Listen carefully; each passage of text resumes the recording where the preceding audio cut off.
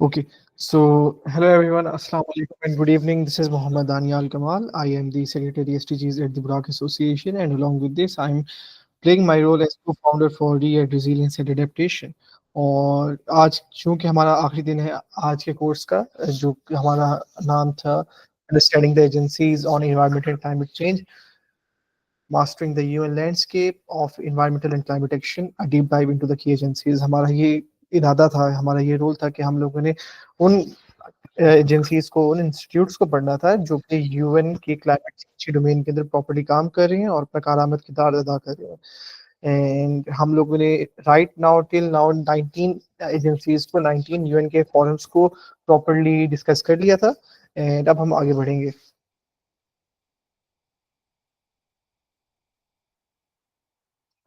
लेकिन चूंकि आगे बढ़ने से पहले पहले मेरे अब आपसे आज चार छोटे से सवाल होंगे, बहुत क्विक क्वेश्चंस होंगे कि according to you which UN platform is your favourite one so far. जो भी अभी तक आपने 19 इंस्टीट्यूशंस पढ़े हैं उनमें से अकॉर्डिंग टू यू आपके सबसे ज्यादा नजदीक, सबसे ज्यादा पसंदीदा कौन से, ऐसा कौन सा इंस्टीट्यूट था या इंस्टीट्यूशन था जो कि आपने सबसे पहली मर्तबा सुना उसका नाम या उसकी वर्किंग के बारे में?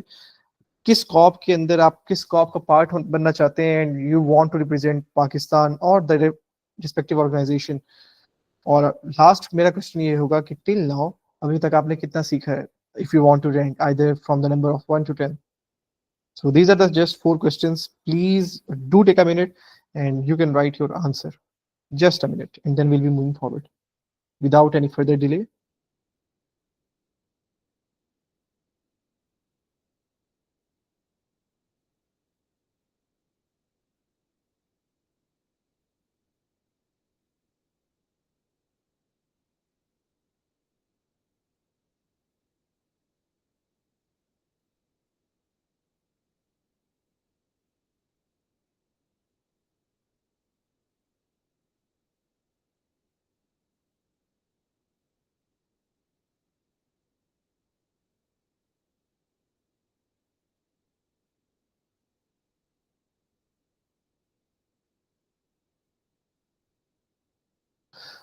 ओके, सो आई गेस किसी का कोई इंटरेस्ट नहीं है तो no worries, but for me अगर मैं अभी तक जानना चाहूँ तो जो मेरा फेवरेट यूएन का प्लेटफॉर्म था that is till now UN CCD, UN CBD, जिसके अंदर हम लोगों ने देखा था biology for UNCBD that stands for United Nations Convention to on biological diversity, और UNCCD stands for United Nations Convention to combat desertification.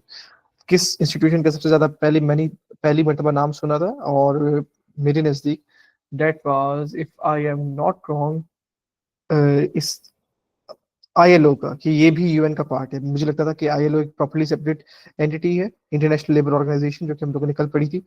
और ये लगता था कि it is working as an independent agency, as an independent institution, और इसका UN से कोई लेना देना नहीं है। और अब मैं, अगर आप मेरे से वैसे पूछेंगे कि कौन सी कॉप का मैं पार्ट बनना चाहता हूँ टिल नाउ, तो for me it will be, खैर से, UNFCCC, United Nations Framework convention on climate change, मैं उसका पार्ट बनना चाहूंगा। और मेरे साथ, आपके साथ साथ मेरी भी लर्निंग हो रही है, क्योंकि कुछ सवाल आपकी तरफ से आए थे और कुछ इन्फॉर्मेशन आपकी तरफ से आई थी। So for me I believe कि knowledge is a two way process, it is not always about sharing, it is also about gaining as well. जो हम लोगों ने लास्ट सेशन के अंदर, कल के सेशन के अंदर कवर किए थे, हम लोगों ने 6 इंस्टीट्यूशन को कवर किया था। We covered ILO, we covered UNICEF, we covered UNESCO, हम लोगों ने फाओ को देखा था और हम लोगों ने साथ डब्ल्यूएफपी को देखा था। एंड यस, मेरे लिए कल जो मैंने सबसे पहले जिस ऑर्गेनाइजेशन का नाम सुना था यूएन की, that was international telecommunication unit. तो आईटीयू, इंटरनेशनल टेलीकम्युनिकेशन यूनियन का मैंने सबसे पहली मरतबा नाम सुना था। And for me it was a really shocking thing कि ऐसी भी कोई चीज़ यूएन के अंदर एग्जिस्ट करती है जो कि क्लाइमेट चेंज के साथ भी लिंकअप है, क्लाइमेट चेंज के साथ भी काम कर रही है, या क्लाइमेट चेंज के डोमेन को भी उन्होंने प्रॉपरली लेके चल रही है। And without any further delay, I think so कि अब हमें अपने हमारी सबसे पहली ऑर्गेनाइजेशन की तरफ मुड़ जाना चाहिए, and that is international organisation for migration.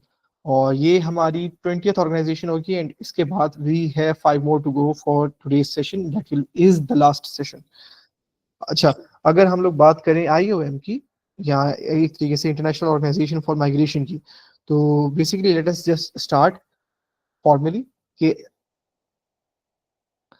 IM international organization of migration या IOM एस्टेब्लिश की गई थी 1951 के अंदर, और ये UN सिस्टम का वो वाहिद इदारा है, ये वो वाहिद आपके स्पेशलाइज्ड एजेंसी है जो कि प्रॉपरली लीड कर रही है इंटर गवर्नमेंटल ऑर्गेनाइजेशन की हैसियत से इन the field of migration. Migration की डोमेन के अंदर ये UN के सिस्टम की नुमाइंदगी कर रही है, उसका रिप्रेजेंटेटिव है UN का। इसके जो part member states 2175 member states, और इसके साथ साथ फर्दर 8 ऐसी स्टेट्स हैं जिनकी जो हैसियत है IOM के अंदर वो ऑब्जर्वर स्टेटस की हैसियत रखते हैं। और इसके जो ऑफिसेज हैं IOM के वो 172 कंट्रीज के अंदर हैं या 172 स्टेट्स के अंदर हैं। IOM प्रॉपर्ली डेडिकेट की जाती है कि ये एक तरीके से ऑर्डरली और ह्यूमेन माइग्रेशन करे, एक तरीके से आप कह रहे हैं सीक्वेंस वाइज माइग्रेशन करे, और इससे तमाम लोगों को फायदा हो जो कि माइग्रेट कर रही हैं from one place to another. ये इसलिए की जाती है, या एक तरीके से ये इसलिए बनी थी कि ये माइग्रेंट्स को दे सके अक्रॉस द होल वर्ल्ड। मतलब कि चाहे माइग्रेंट्स हमारे पास डेवलपिंग कंट्री से हो, चाहे हमारे पास माइग्रेंट्स लीस्ट डेवलप कंट्री से हो, या चाहे हमारे पास migrants small island developing state से हो, जिसे हम लोग नाम देते हैं स्टेट्स का। तो और साथ साथ ये ऑर्गेनाइजेशन इसलिए बनी थी कि ये माइग्रेशन की डायनामिक्स को स्टडी करने के लिए आप कह लें उनकी मॉनिटरिंग करे, और साथ माइग्रेशन की पॉलिसी और प्रैक्टिसेस के लिए एडवाइस प्रोवाइड करे। ये ऐसी ऑर्गेनाइजेशन है जो कि कोलैबोरेट करती है गवर्नमेंट लेवल के ऊपर, इंटर गवर्नमेंटल लेवल के ऊपर, और साथ NGOs के साथ भी। किस लिए? ताकि लोगों के अंदर जब वो एक जगह से दूसरी जगह नकल मकानी कर रही हो, उनकी रेजिलियंस को इम्प्रूव किया जा सके, और पार्टिकुलरली उन सिचुएशंस के अंदर जहां पर लोगों की वल्नरेबिलिटी बहुत ज्यादा है, मतलब कि वो बहुत ज्यादा खतरे का शिकार है, बहुत ज्यादा वल्नरेबल है खतरे से, उनको इम्पैक्ट बहुत ज्यादा आ सकता है। तो ये इसलिए की जाती, ये इसलिए गवर्नमेंट के साथ बहुत ज्यादा क्लोजली काम करती है, क्योंकि वो मोबिलिटी को प्रॉपरली मैनेज कर सके, चाहे वो किसी भी तरीके की मोबिलिटी हो, चाहे वो आप कह लें लोगों की मोबिलिटी हो from one place to another, या चाहे लोगों की मोबिलिटी हो उनके डोमेस्टिक एनिमल्स के साथ भी। अपार्ट फ्रॉम दिस, साथ ये जो आप कह लें IOM ये ऑर्गेनाइजेशन एक और तरीके से ऑपरेशंस को भी इंक्लूड करती है, ऐसे ऑपरेशंस को जो कि इमरजेंसी सिचुएशंस के अंदर पूरी दुनिया के अंदर काम कर रहे होते हैं। लाइक अगर हमारे पास एक कन्फ्लिक्टेड जोन है, तो IOM का इदारा अपने वर्कर्स के साथ उस कन्फ्लिक्टेड जोन के अंदर जाएगा, और वहां के अंदर जितने भी लोग इमरजेंसी के अंदर जो फंसे होंगे उनकी वो नकल मकानी करवाएगा, और उनको माइग्रेट करवाएगा to safer zones, to safer आप कह लें इवैक्यूएटेड जोन्स। अब अगर हम बात करें IOM की कॉन्स्टिट्यूशन की, IOM के आइन की, तो IOM का जो कॉन्स्टिट्यूशन है वो रिकॉग्नाइज करता है कि हमारे पास माइग्रेशन, हमारी मीशत, हमारा मुआशरत जो हमारी सोसाइटी है, और साथ साथ हमारी कल्चरल डेवलपमेंट के अंदर एक बहुत ही अहम लिंक है। और हम लोगों को देनी चाहिए, हमें लोगों को देनी चाहिए फ्रीडम ऑफ मूवमेंट, कि वो एक जगह से दूसरी जगह नकल मकानी कर सके फ्रीली। उनको कोई भी किस्म की कोई फोर्स ना किया जाए उनको माइग्रेशन के लिए, या उनको एक तरीके से फोर्सफुली उसी जगह पे रोक ना लिया जाए। अगर वो नकल मकानी करना चाहते हैं तो वो आराम से कर सके। अगर हम IOM के ऑब्जेक्टिव्स की बात करें तो IOM के 3 ऑब्जेक्टिव्स हैं। IOM के जो ऑब्जेक्टिव्स हैं वो है to save the lives and protect people on the move, driving solutions to displacement, facilitating pathways for regular migration. अगर हम बात करें saving lives and protecting people on the move, तो इसका मतलब ये है कि इस ऑब्जेक्टिव को पूरा करने के लिए IOM लोगों की आपके लिए लोगों की प्रॉपर्ली हिफाजत करेगा, उनकी इज्जतों की हिफाजत करेगा, इस तरीके से कि जो हमारे पास पूरी दुनिया के अंदर कॉन्फ्लिक्ट ड्रिवन जोन्स हैं या क्राइसिस रिस्पॉन्स जोन्स हैं, वहां पर जाकर वो लोगों की जानों की हिफाजत करेगा। IOM कॉन्फ्लिक्ट ड्रिवन एरियाज के अंदर सबसे पहले जाएगा, उनको प्रायोरिटाइज करेगा। उसके बाद क्या है? Driving solutions to displacement. इस एम के रिस्पॉन्स के अंदर IOM प्रॉपरली उसका जो एम है वो ये है कि क्लाइमेट चेंज के इम्पैक्ट्स और रिस्क्स को वो रिड्यूस कर सके, इन्वायरमेंटल डिग्रेडेशन को वो कम कर सके, और साथ जो कम्युनिटीज हमारे पास इंस्टेबल हो चुकी हैं, इंस्टेबिलिटी का शिकार हैं, डिस्प्लेसमेंट के रिस्क से, मतलब कि एक जगह से दूसरी जगह जब वो नकल मकानी करते हैं forcefully due to climate change, तो उसका रिस्क भी कम कर सके। IOM उस चीज के लिए भी जिम्मेदार है, उनको वो ट्रॉमा ना मिले eight the and. Facilitating pathways for regular migration, इसका मतलब ये है कि इस एम को एड्रेस करने के लिए IOM प्रायोरिटाइज करता है पूरी की पूरी गवर्नमेंट को, पूरी की पूरी सोसाइटी की अप्रोच को, कि वो प्रॉपरली लोगों की हिफाजत करे, लोगों को कनेक्ट करें from one place to another, उनके गुड्स की सर्विसेज की भी कनेक्शन हो, नेटवर्किंग हो, और साथ उन लोगों के दरमियान जो कि नकल मकानी कर रहे हैं उनके दरमियान नॉलेज बिल्डिंग हो और इनोवेशन की प्रैक्टिसेस भी शो करवाएं। अगर हम आगे बढ़े तो अब हमारे पास स्लाइड आती है कि आईओएम का मिशन क्या है। तो ये एक ऐसी वाहिद लीडिंग इंटर गवर्नमेंटल ऑर्गेनाइजेशन है जो कि माइग्रेशन की फील्ड के अंदर काम कर रही है, और इसका जो आपके एम है वो ये है कि उसने ऑर्डरली माइग्रेशन करवानी है, जो कि एक जगह से जो माइग्रेंट्स नकल मकानी कर रहे हैं उनको भी फायदा पहुंचाए और सोसाइटी को भी फायदा पहुंचाए जहाँ पे वो माइग्रेट कर रहे हैं। आईओएम यूनाइटेड सिस्टम का वो वाहिद पार्ट है और एक ऐसी रिलेटेड ऑर्गेनाइजेशन है जो कि माइग्रेंट्स को पूरी दुनिया के अंदर सपोर्ट कर रही होती है, और वो उनके रिस्पॉन्सेस को डेवलप करवा रही होती है इफेक्टिवली।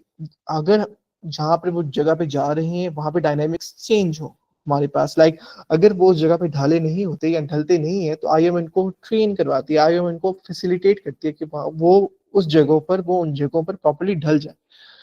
ये एक ऐसी ऑर्गेनाइजेशन है जो कि इमरजेंसी सिचुएशंस के अंदर काम करती है और साथ लोगों को रिजिलियंस बिल्डिंग की तरफ डेवलप करवाती है, उनके अंदर रिजिलियंस बिल्ड करवाती है। और ये वो वाहिद ऑर्गेनाइजेशन है जो कि यूनाइटेड नेशंस के चार्टर की प्रॉपरली पाबंदी करती है, उसकी प्रॉपरली फॉलो अप करती है, और उसके अंदर जो एक वाहिद पॉइंट है कि ह्यूमन राइट्स फॉर ऑल, ये उनको अपहोल्ड करवाती है। इस आईओएम के अंदर पूरे के पूरे राइट्स की रिस्पेक्ट मिलेगी, इंसानों की जो ह्यूमन राइट्स है उनकी, और ये उनके नजदीक सबसे ज्यादा अहम चीज है। If you move to the next slide, हमारे पास आता है इम्पैक्ट्स ऑफ द आईओएम। तो आईओएम हमारे पास सक्सेस को मेजर करने के साथ साथ ये अपने ऑपरेशंस के स्केल को भी मेजर करता है, और अपार्ट फ्रॉम दिस ये अपने टेंजिबल इम्पैक्ट को भी मेजर करता है, जो कम्युनिटीज के ऊपर ये अपना इम्पैक्ट शो करवा रही होती है, या हमारे पास अकेले कुछ नंबर ऑफ इंडिविजुअल्स के ऊपर इम्पैक्ट करवा रहे होते हैं अपना मेजर। तो इसकी आईओएम सालाना रिपोर्ट्स वगैरह इशू करते हैं, और इनकी जो रिपोर्ट्स होती हैं वो अब इनके आउटकम्स की अक्कासी करती हैं, इनके आउटकम्स को शोकेस करवाती हैं पूरी दुनिया के सामने। ये जो रिपोर्ट्स होती हैं ये स्टेक होल्डर्स के लिए, पॉलिसी मेकर्स के लिए, पार्टनर्स के लिए जो आईओएम के साथ कोलैबोरेट कर रहे होते हैं उनके लिए बहुत ही ज्यादा वैल्यूएबल रिसोर्स रखती है, क्योंकि इसके अंदर एक तो आईओएम अपनी ट्रांसपेरेंसी दिखा रहा होता है, और साथ साथ आईओएम अपने माइग्रेशन के गवर्नेंस के असूलों को बता रहा होता है, ये बता रहा होता है कि किस तरीके से वो ह्यूमैनिटेरियन असिस्टेंस प्रोवाइड करते हैं उन माइग्रेंट्स के लिए, और उनकी जो डेवलपमेंट इनिशिएटिव्स चल रहे हैं पूरी दुनिया के अंदर उन चीजों को बता रहा होता है पूरी दुनिया को थ्रू देयर रिपोर्ट्स। और जो माइग्रेंट्स की स्टोरीज होती हैं वो जब आईओएम आपके लिए पब्लिश करवा रहा होता है तो उनके लिए या उनके स्टेट पार्टनर्स के लिए या उन गवर्नमेंट्स के लिए ये एक ट्रांसफॉर्मेशनल इम्पैक्ट होता है कि उनके लोगों की कहानियां पूरी दुनिया को पता चल रही हैं कि कितने ज्यादा मुश्किल हालात से वो निकल कर आए हैं, and yes IOM is supporting them. अब अगर हम मजीद आगे बढ़े तो हमारे पास एक और चीज होती है कि जो शोकेस करवाती है आईओएम, एंड दैट इज कि ये प्रॉपरली इंश्योर करती है कि इसका जो इम्पैक्ट है वो मेजरेबल हो, वो मीनिंगफुल हो, और वो दुनिया के लिए या एक तरीके से आपकी पूरी के पूरे लोगों के लिए, उन लोगों के दिलों के अंदर एक कनेक्शन पैदा करे, और साथ जो आपका वर्किंग आप कह लें सिस्टम है या आपका जो वर्किंग वर्किंग आपका स्फीयर है उसके अंदर वो लोग ढल सके प्रॉपरली, उन लोग वो प्रॉपरली काम कर सके, आगे बढ़ सके। अब अगर हम मजीद आगे बढ़े तो देर इज द थिंग कि आईओएम का क्या इम्पैक्ट है क्लाइमेट एक्शन के साथ, कि किस तरीके से और मजीद अगर हम लोग इससे पहले भी अभी एक और चीज देखिए तो हमारे पास एक डोमेन आती है क्लाइमेट माइग्रेंट्स की। Basically what are climate migrants? Climate migrants हमारे पास वो माइग्रेंट्स होते हैं जो कि क्लाइमेट चेंज के इम्पैक्ट्स की वजह से एक जगह से दूसरी जगह नकल मकानी करते हैं, एंड उनके लिए ये एक तरीके से ऑल ऑफ द सडन होता है बाज़ औक़ात के अंदर, क्योंकि फॉर एग्जांपल अगर क्लाइमेट चेंज की वजह से इन्फ्लुएंस्ड हमारे पास डिजास्टर होगा तो वो चीज़ उनको फोर्स करवाएगा कि वो अपना घर बार को छोड़ के, वो अपने आप कह लें मवेशियों को छोड़ के, वो अपने ज़रूरी अशिया को छोड़ के फ़ौरन से अपने फैमिलीज़ के साथ निकलें और वो हाई प्रोन एरियाज़ के अंदर जाएँ as compare to the low prone areas for their safety as well, और उनकी फैमिली की सेफ्टी के लिए भी। So this is one of the most important thing जो कि क्लाइमेट माइग्रेंट्स को फेस करना पड़ती है। राइट, अच्छा, अगर हम लोग मजीद आगे बढ़ें तो अब हमारे पास एक चीज आती है कि किस तरीके से क्लाइमेट या आईओएम क्लाइमेट एक्शन के अंदर किरदार अदा कर रहा होता है। अच्छा, सो आईओएम हमारे पास एक बहुत ही लीडिंग कन्वीनिंग एक्टर है। किस तरीके से कि वो क्लाइमेट मोबिलिटी की डोमेन के अंदर बहुत ज्यादा काम कर रहा है। इसके जो ऑपरेशंस हैं वो बहुत ज्यादा एक्सटेंसिव है कि ये रिसर्च भी कर रहा होता है, ये पॉलिसी डेवलपमेंट के अंदर भी काम कर रहा है, और ये एडवोकेसी एफर्ट्स के अंदर भी काम कर रहा है पूरे के पूरे 6 कॉन्टिनेंट्स के अंदर अपार्ट फ्रॉम एंटार्क्टिका।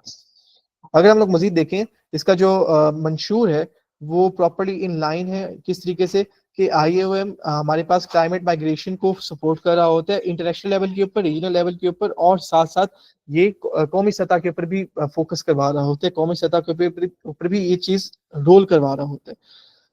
अगर हम मजीद आगे बढ़े तो हमारे पास एक और चीज आती है, वो ये कि 2007 के बाद से आईओएम की जितने भी मेंबर स्टेट्स थी वो ऑर्गेनाइजेशन के साथ, आईओएम के साथ मिलकर सॉल्यूशंस बना रही थी कि किस तरीके से वो लोगों को सपोर्ट करेंगी, जब उनकी मूवमेंट के अंदर, उनकी माइग्रेशन के अंदर सपोर्ट करेंगी जब हमारे पास क्लाइमेट चेंज हो रहा होगा।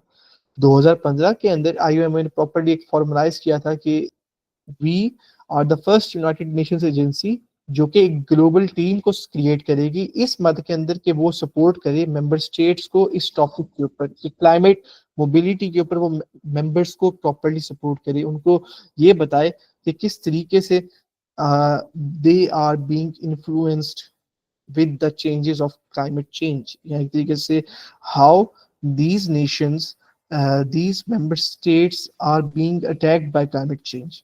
तो ये काम था आईओएम का। और आईओएम ने ये भी कहा था कि अगर हमारे पास एक क्लाइमेट क्राइसिस की हमारे पास एक हमें सामना करना पड़ता है क्लाइमेट क्राइसिस का, तो क्लाइमेट मोबिलिटी की मद में हमारे पास ये एक वाहिद सोल्यूशन है जो जिससे हम लोगों को बचा सकते हैं उस जगहों के ऊपर।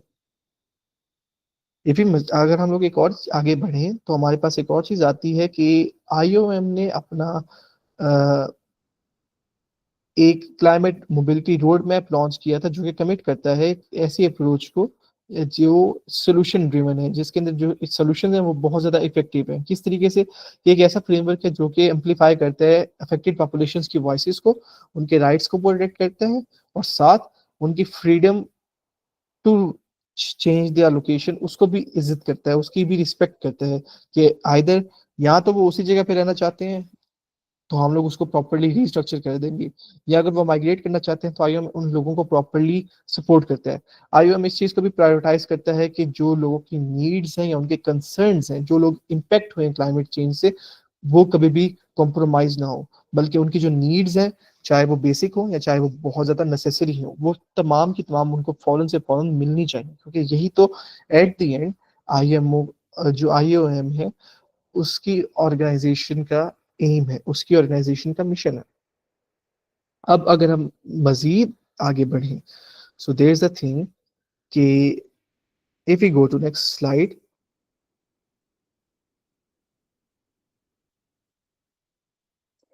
अब हमारे पास एक सवाल पैदा होता है कि किस तरीके से हम लोग क्लाइमेट माइग्रेशन को, या किस तरीके से हमारे पास आईओएम क्लाइमेट माइग्रेशन को आपके लिए सेव करता है।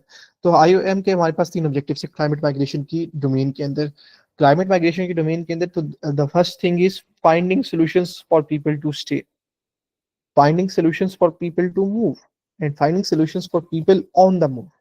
तो ये 3 चीजें हैं कि जो लोग वहां पे रहना चाहते हैं अपनी ही जगहों पर, तो उनके लिए क्या क्या सोल्यूशंस होंगे, जो लोग मूव करना चाहते हैं, नकल मकानी करना चाहते हैं, उनके लिए क्या क्या सोल्यूशंस होंगे, और जो लोग दौरान नकल मकानी, जो लोग एक जगह से दूसरी जगह नकल मकानी कर रहे हैं और अपने सफर के दौरान है, तो उनके लिए क्या क्या सोल्यूशंस प्रोवाइड करेगा आईओएम। तो basically IOM properly for the first thing जो लोग स्टे करना चाहते हैं अपने लिए, आईओएम इसलिए काम करेगा कि वो फोर्स्ड माइग्रेशन को प्रिवेंट करे। जो फोर्सफुली माइग्रेशन की जा रही होती है। इससे क्या होता है कि ये चीज़ रिजल्ट होती है सबसे ज़्यादा इन्वायरमेंटल फैक्टर्स की वजह से। अगर हम लोग दूसरी मत में बात करें for the finding solutions for people to move, तो इसके अंदर आईओएम बेसिकली माइग्रेशन को फैसिलिटेट करता है क्लाइमेट चेंज की डोमेन के अंदर in the respect of adaptation, climate change से एडेप्टेशन के दौरान। और ये इन्हांस करता है the resilience of affected communities. अगर हम मजीद आगे बढ़ें, हमारे पास आता है finding solutions for people on the move. तो जब हमारे पास फोर्स्ड माइग्रेशन हो चुकी होती है, फोर्सफुली हम लोग माइग्रेट कर चुके होते हैं, तो आईओएम असिस्टेंस प्रोवाइड करता है, प्रोटेक्शन प्रोवाइड करता है उन लोगों को जो अफेक्ट हो चुके हैं, और साथ ये उस सिचुएशन के लिए फौरन से आप कह हैं डिजायरेबल सॉल्यूशंस बनाता है और ऑन द गो बनाता है सॉल्यूशंस ऑन द गो। अब अगर हम बात करें प्रायोरिटी एरिया या प्रायोरिटी एरियाज ऑफ एंगेजमेंट की, तो हमारे पास आईओएम के अंदर 4 प्रायोरिटी एरियाज हैं। तो हमारे पास जो 4 एरियाज हैं वो है migration policy, data and knowledge, operations और कन्वीनिंग। अगर हम लोग बात करें माइग्रेशन पॉलिसी की, तो हमारे पास ये है कि आईओएम सपोर्ट करता है स्टेट्स को और बाकी के स्टेक होल्डर्स को कि वो डेवलप करें हमारे पास माइग्रेशन पॉलिसीज जो कि राइट्स बेस्ड हैं, जो कि जिनके अंदर हमारे पास ह्यूमन राइट्स झलकते हैं प्रॉपरली, और ऐसी प्रैक्टिसेस को जो इंटीग्रेट करवा सकते हैं क्लाइमेट चेंज की जो हमारे पास इश्यूज आ रहे हैं उनके सोल्यूशंस को। अगर हम बात करें डाटा एंड नॉलेज की, तो आईओएम स्ट्रेंथन करते हैं हमारे पास एविडेंस बेस्ड पॉलिसी को, और साथ अपनी अप्रोचेस को जो कि वो ऑपरेशनलाइज कर सके इस बात के अंदर कि वो क्लाइमेट माइग्रेशन को एड्रेस कर सकें, किसके थ्रू, एनालिसिस के थ्रू और dissemination spreading of the desired data and knowledge to those affected communities. अब अगर हम बात करें ऑपरेशंस की, तो बेसिकली आईओएम हमारे पास असिस्ट करता है उन स्टेट्स को और स्टेक होल्डर्स को जो हमारे पास इफेक्टिव रिस्पॉन्सेज को इम्प्लीमेंट करवा रही होती हैं क्लाइमेट माइग्रेशन की मद के अंदर। और ये सपोर्ट करता है हमारे पास डाइवर्स एरियाज के अंदर, इसका जो स्पैन है। और ये कहाँ कहाँ पे हमारे पास सपोर्ट करेगा, ये हमारे पास डिजास्टर रिस्पॉन्स के अंदर सपोर्ट करेगा, ये हमारे पास डिजास्टर प्रिवेंशन के अंदर सपोर्ट करेगा, ये रिस्क रिडक्शन के अंदर हमें सपोर्ट करता है। दीज आर दोज एरियाज जिसके अंदर आईओएम हमें ऑपरेशंस की मदद के अंदर सपोर्ट करता है। अब अगर हम बात करें हमारे पास खैर से कन्वीनिंग की, तो आईओएम हमारे पास एक ऐसी वाहिद यूएन की एजेंसी है जो कि फॉस्टर करती है पॉलिसी कोहेरेंस को, और इसके अंदर हमारे पास इंक्लूसिव पार्टनरशिप्स को हम लोग देखते हैं जो इंश्योर करती है कि माइग्रेशन और डिस्प्लेसमेंट दोनों इंटीग्रेट किए जाएं एजेंसीज के अंदर या एजेंडास के अंदर, जो रिलेट करती हूँ क्लाइमेट चेंज से, इन्वायरमेंटल डोमेन से या अर्बन इश्यूज से। और इसके अंदर हमारे पास डिजास्टर एंड वाटर भी आता है।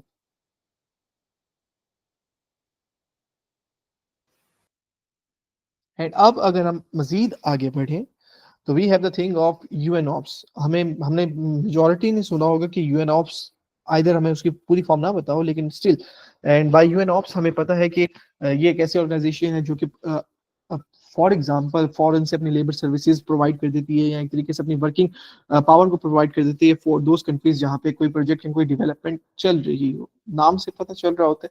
So by UN OPS it is meant United Nations Office for Project Services. ये यूएन का वो वाहिद इदारा है जो कि इंफ्रास्ट्रक्चर, प्रोक्योरमेंट और प्रोजेक्ट मैनेजमेंट सर्विसेज को प्रोवाइड कर रहा होता है एक सस्टेनेबल वर्ल्ड को बनाने के लिए। तो ये यूएन ऑप्स का इदारा प्रॉपरली यूएन की वैल्यूज को आप कहने अपनी बेस बनाते हुए इंश्योर करता है कि जो इसके पार्टनर्स हों वो मैक्सिमाइज पॉजिटिव इम्पैक्ट देख सकें, किसकी मद के अंदर, पीस एंड सिक्योरिटी की मद के अंदर, ह्यूमैनिटेरियन एंड डेवलपमेंट प्रोजेक्ट्स की मद के अंदर। और ये इदारा अपनी फाउंडेशन बनाता है इक्वलिटी को, इंक्लूसिवनेस को और सस्टेनेबिलिटी के साथ साथ रिजिलियंस को। और अगर हम वैसे देखें तो एंटोनियो गुतेरेस जो हमारे पास यूएन के सेक्रेटरी जनरल हैं, उन्होंने कहा है कि UN ops provides meaningful technical expertise to countries in the implementation of sustainable development goals and the Paris agreement on climate change, के एसडीजीज को फॉलो करने के लिए और पेरिस एग्रीमेंट जो क्लाइमेट चेंज के लिए हम लोगों ने बनाया था उसके गोल को आइडियली पूरा करने के लिए यूएन ऑप्स हमारे पास तमाम टेक्निकल रिसोर्स, तमाम हमारे पास टेक्निकल हेल्प प्रोवाइड करता है कंट्रीज को to follow the SDGs and Paris agreement. अब अगर हम बात करते हैं इसकी लीडरशिप की, तो basically what comes in its आप कह रहे हैं लीडरशिप। तो यूएन ऑप्स के पास हमारे पास पैशन देखा जाता है कि वो इनइक्वालिटीज को फाइट करता है। इनइक्वालिटीज हमारे पास मोस्टली सोशल इनइक्वालिटीज ज्यादा होती हैं, और ये हमारे पास अपॉर्चुनिटीज प्रोवाइड करता है उन लोगों को जो कि सबसे ज्यादा वल्नरेबल होते हैं। ये आप कह लें पैशनेट होते हैं अबाउट क्वालिटी, कि कौन इनके लिए पीपल है और ये किस डोमेन के अंदर काम करना चाहते हैं, क्या करना चाहते हैं, ये किस डोमेन के अंदर काम कर सकते हैं, ये और अच्छे से काम कर सकते हैं। अब अगर हम बात करें इसके प्रोजेक्ट्स की, तो बेसिकली 2023 के अंदर ये इन्होंने 2.7 बिलियन यूएस डॉलर्स की या मालियत के प्रोजेक्ट्स किए थे। एंड हर साल UN ops approximately thousands of projects करता है in terms of facilitating the countries to follow the SDGs and the Paris Agreement. Peace and security, humanitarian development and projects की मद के अंदर ये काम कर रहे होते हैं उन कंट्रीज के अंदर, और 2023 के अंदर भी उन्होंने peace and security, humanitarian development projects को देखा था। और अगर हम वैसे देखें तो यूएन ऑप्स सपोर्ट करते हैं प्रोजेक्ट्स को in more than 80 countries around the world, and it is around about half of the countries. अब अगर हम बात करें इसकी लीडरशिप के अंदर, तो लीडरशिप के अंदर इसके हमारे पास 43% जो लीडरशिप रोल्स हैं वो वुमेन हेल्ड करती हैं, जो कि इनका एक और एम है कि हमारे पास जेंडर पैरिटी हो, हमारे पास जेंडर डिस्पैरिटी ना हो। ये जेंडर पैरिटी को फरोग दे रहा होता है, जेंडर इक्वालिटी को फरोग दे रहा होता है, ना कि जेंडर इनइक्वालिटी को। जो यूएन ऑप्स का हमारे पास मिशन है डेट इज कि ये लोगों को हेल्प करे उनकी जिंदगियों को बेहतर बनाने के लिए और उनके ममालिक को पीस और सस्टेनेबल डेवलपमेंट प्रमोट करवाने के लिए, उनको अचीव करवाने के लिए। इसका जो विजन है वो ये है कि ये एक ऐसी दुनिया बनाए जिसके अंदर जितने भी लोग हैं वो प्रॉपरली अपनी जिंदगियों को जी सकें और उनकी जो जिंदगी है वो सपोर्ट की जाए बाय सस्टेनेबल, रिजिलियंट और इंक्लूसिव इंफ्रास्ट्रक्चर, जो उनकी जिंदगियों को और ज्यादा अच्छा करता है, और साथ पब्लिक रिसोर्सेज का प्रॉपरली इस्तेमाल, या फिर एक तरीके से पब्लिक ट्रांसपोर्ट के प्रॉपरली इस्तेमाल इन प्रोजेक्ट मैनेजमेंट। अब अगर हम बात करें values of the UN ops, तो हमारे पास यूएन ऑप्स की 3 वैल्यूज आती हैं, जिसके अंदर हमारे पास सबसे नंबर 1 है पार्टनरशिप्स, उसके बाद आता है हमारे पास एक्सीलेंस, एंड देन कम्स हमारे पास accountability for results and transparency. अब अगर हम बात करें पार्टनरशिप्स की, तो बेसिकली यूएन ऑप्स रिकॉग्नाइज करता है, पहचान करवाता है स्ट्रॉन्ग पार्टनरशिप्स की और इफेक्टिव कोऑर्डिनेशन की डाइवर्स सेक्टर्स के दरमियान। उनका मानना ये है कि जब हमारे पास पार्टनरशिप्स होती है तो तब हमारे पास एफिशिएंसी हमारी बेहतर होगी, हमारे पास मैक्सिमम एफिशिएंसी होगी और हमारे काम करने के अंदर इनोवेशन आएगी।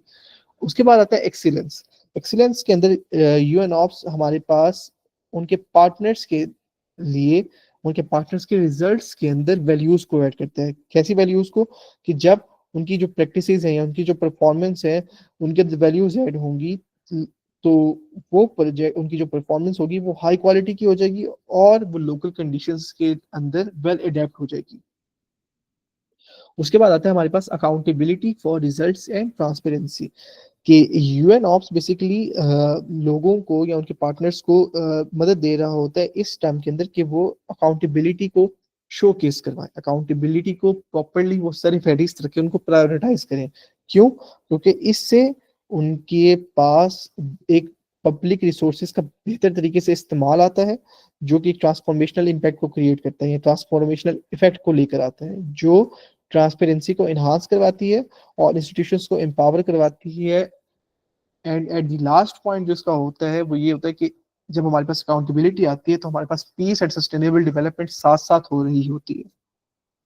अब अगर हम बात करें UN ops with in terms of water, environment and climate, WEC, तो जो United Nations Office for Project services का वाटर, इन्वायरमेंट एंड क्लाइमेट की डोमेन है, जो पोर्टफोलियो है वो सपोर्ट करता है ऐसे क्लाइमेट के इनिशिएटिव्स को या प्रोजेक्ट्स को जो मेजर हो और उनको वो प्रॉपरली पैसा प्रोवाइड कर रहा होता है, उनको ग्रांट्स प्रोवाइड कर रहा होता है या उनको अपनी सर्विसेज प्रोवाइड कर रहा होता है in order to accomplish those projects, और वो ग्लोबल फंड्स के बिहाफ के ऊपर अपनी वो ग्रांट्स वगैरह प्रोवाइड कर रहा होता है। मजीद एक चीज के जो WCEC है वो सपोर्ट कर रहा होता है पार्टनर्स को कि वो ग्लोबल क्लाइमेट कमिटमेंट्स को फुलफिल करें, चाहे वो रीजनल लेवल के ऊपर हो, चाहे वो ग्लोबल लेवल के ऊपर हो, या चाहे वो कंट्री स्पेसिफिक ही क्यों ना हो। फॉर एग्जांपल जो यूनाइटेड नेशंस ऑप्स है, तो they can also help Pakistan let's suppose Pakistan की जो भी गैसेस एमिशन होती तो वो 5% के ऊपर होती, एंड पाकिस्तान प्रॉपरली अर्ली ऐलान कर देता कि उसने अपनी ग्रीन हाउस गैस एमिशंस को 2% कम करना है और वो 3% पे लाना चाहता है। तो basically United Nations Office for Project Services इस ग्लोबल क्लाइमेट कमिटमेंट को पूरा करने के लिए पाकिस्तान के साथ देता, either in the terms of another project management service या through the help of money. अब अगर हम मजीद आगे बढ़े तो हमारे पास एक और चीज आती है, और वो ये कि इसके अंदर हमारे पास सपोर्ट की जा रही होती है, यूएन ऑप्स हमारे पास सपोर्ट कर रहा होता है मल्टीलेटरल इन्वायरमेंटल एग्रीमेंट्स को। ऐसे इन्वायरमेंटल एग्रीमेंट्स एमईएस जो कि फोकस किए जा रही होते हैं क्लाइमेट चेंज को एड्रेस करने के लिए, और इसके अंदर हमारे पास जो सारे फहरिस्त होते हैं डेट इज पेरिस एग्रीमेंट, और साथ ये एसडीजीज को सपोर्ट करने के लिए भी फायदे दे रहा होता है। और अगर हम डब्ल्यूईसी की बात करें तो WEC water environment and climate portfolio focus कर रहा होता है अपनी सर्विसेज को फराहम करने के लिए 3 थीमेटिक एरियाज के अंदर, एक वाटर रिसोर्स मैनेजमेंट, दूसरा इन्वायरमेंटल कंजर्वेशन, और तीसरा क्लाइमेट एक्शन। अब अगर हम इसकी इम्पैक्ट की बात करें तो इम्पैक्ट के अंदर हमारे पास ये है कि यूनाइटेड नेशंस ऑफ 130 पार्टनर से ज्यादा को प्रमोट कर रहा होता है या उनको सपोर्ट कर रहा होता है, क्यों?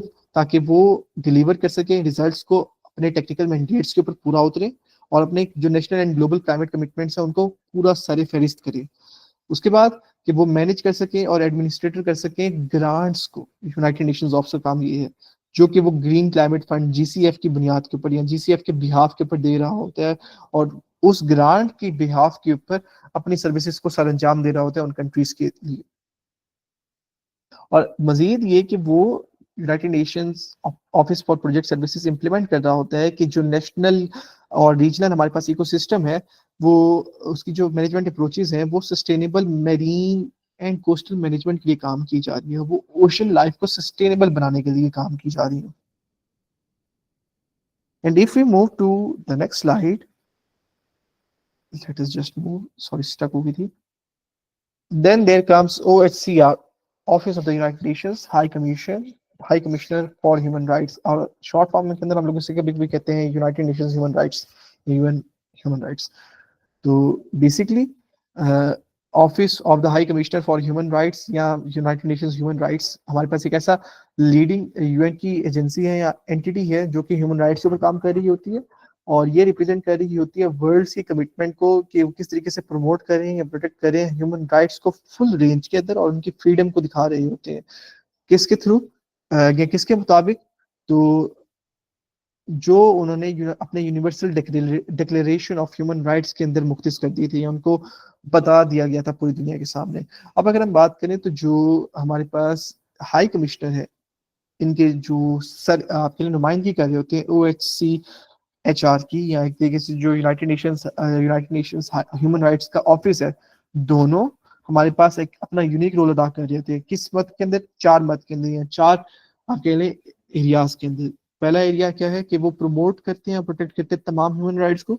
दूसरा कि वो लोगों को एम्पावर करने के अंदर मदद फराहम करते हैं। तीसरा कि वो गवर्नमेंट्स को असिस्ट करते हैं, उनकी मदद फराहम करते हैं, उनको मदद देते हैं। चौथा कि वो ह्यूमन राइट्स के पर्सपेक्टिव को तमाम यूएन प्रोग्राम्स के अंदर देखना चाहते हैं कि यस, आइदर जितने भी यूएन प्रोग्राम्स हम लोगों ने लॉन्च किए टिल नाउ अभी तक, वो सारे के सारे ह्यूमन राइट्स के ऊपर फोकस कर रहे हैं या नहीं कर रहे। के अंदर कि उसके अंदर आया हमारे पास ह्यूमन सेफ्टी एंड सिक्योरिटी का कॉन्सेप्ट है या नहीं है। तो अगर हम वैसे बात करें तो OHCHR हमारे पास प्रॉपरली इस ऑब्जेक्टिव को, जो फर्स्ट ऑब्जेक्टिव है to promote and protect all human rights, उसको ह्यूमन राइट्स वायोलेशन की मद के अंदर एड्रेस कर रहा होता है कि कहीं खुदा ना खास्ता हमारे पास वायोलेशन तो नहीं हो रही ह्यूमन राइट्स की। उसके बाद हमारे पास ये हो रहा होता है, जो सेकंड हमारे पास है solution to help empower people. तो OHCHR हमारे पास अपनी रिसर्च के थ्रू, अपनी एजुकेशन के थ्रू और अपनी एडवोकेसी एक्टिविटीज के थ्रू कंट्रीब्यूट कर रहा होता है कि किस तरीके से वो अवेयरनेस को इंक्रीज करवा सकते हैं या लोगों के अंदर या अपनी इंटरनेशनल कम्युनिटीज के अंदर एंगेजमेंट को बढ़ा सकते हैं ह्यूमन राइट्स के इश्यूज को एड्रेस करने के लिए या उनको डिस्कस करने के लिए। तीसरा, टू असिस्ट गवर्नमेंट्स अपने फील्ड प्रेजेंस के थ्रू, जो उन्होंने अपनी फील्ड के अंदर अपनी प्रेजेंस दिखानी होती है, उसके थ्रू वो प्रिवेंट करते हैं अब्यूजेस को और कंट्रीब्यूट करते हैं लोगों की या एक तरीके से उस मुल्क की सिचुएशन को डिफ्यूज करने के लिए जो कन्फ्लिक्ट ड्रिवन होती है, कन्फ्लिक्ट की तरफ लेके जा रही होती है, इंतशार की तरफ। और इसके अंदर जो इसकी जो मॉनिटरिंग एंड एनालिसिस फीड है वो बहुत ज़्यादा सेंसिटिव होती है टू डिसीजन मेकिंग, और ये डेवलप करवा रही होती है प्रोग्रामिंग को। अब अगर हम बात करें लास्ट पॉइंट की, तो that is to inject a human rights perspective into all UN programmes. ये ओएचसीएचआर प्रॉपर्ली मेन स्ट्रीम कर रहा होता है कि किस तरीके से ह्यूमन राइट्स को उन्होंने उसने तमाम यूएन के प्रोग्रामों के अंदर इंक्लूड करवाना है। दो चीजों की इंश्योरिटी के लिए, एक हमारे पास पीस एंड सिक्योरिटी हो, दूसरा हमारे पास डेवलपमेंट हो, और एक और सात चीज के, और वो ये कि ह्यूमन राइट्स हमारे पास झलके। और यही चीज हमारे पास यूएन के तीन पिलर है। क्या क्या था हमारे पास? Development, human rights and peace and security. और ये तीनों के तीनों पिलर्स हमारे पास इंटरलिंक्ड है और आप कह लें म्यूचुअली रीइंफोर्स्ड है। अब अगर हम बात करें हिस्ट्री ऑफ द मैंडेट की, कि इसका जो मंशूर है उसकी क्या प्रॉपर्ली हिस्ट्री है, किस तरीके से वो वजूद में आया था, तो हमारे पास जो इसका मंशूर है, या यूएनजीए ने या यूनाइटेड नेशंस जनरल असेंबली ने इस ओएचसीएचआर को प्रॉपर्ली आपके दिसंबर 1993 के अंदर बुनियाद में लाया था। और तभी इसका मंशूर बुनियाद बनाना स्टार्ट हुआ था। और इसके कुछ ही महीनों के बाद हमारे पास World Conference on Human rights के अंदर इसका मंशूर या किसी डिक्लेरेशन को फॉलो किया गया था। और कौन सा declaration? Vienna declaration and plan of action.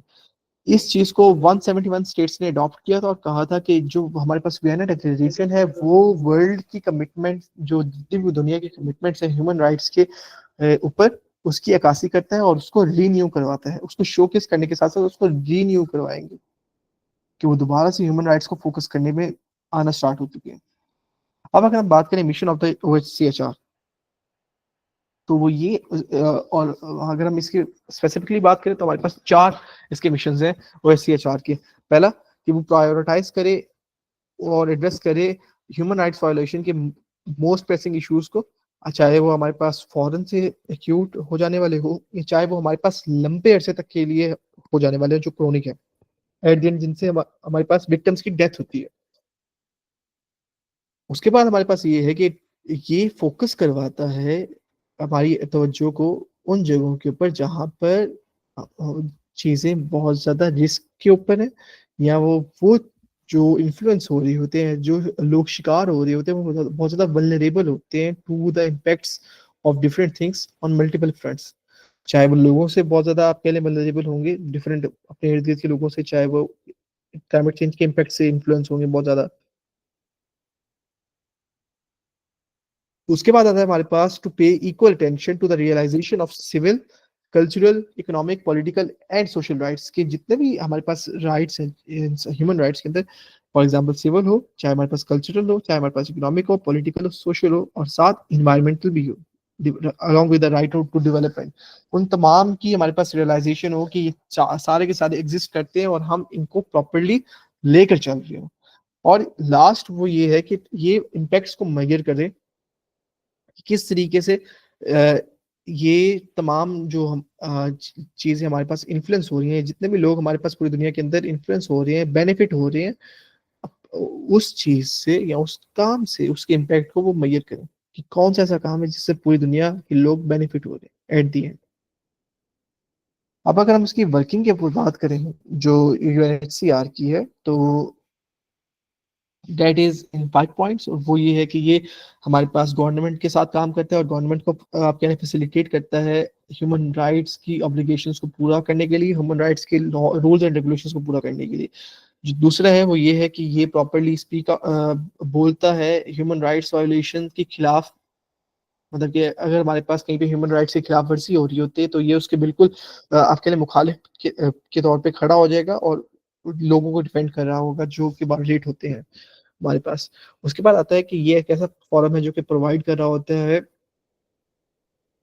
लोगों को ऐसे आप कह लें मौके प्रोवाइड कर रहा होता है जो वो लोग स्टेज के ऊपर आकर अपने चैलेंजेस को बता सकें, किस तरीके से उन्होंने इन चैलेंजेस के खिलाफ लड़ा है, किस तरीके से now they are getting more and more strong, and किस तरीके से OHCHR help them to come to this forum.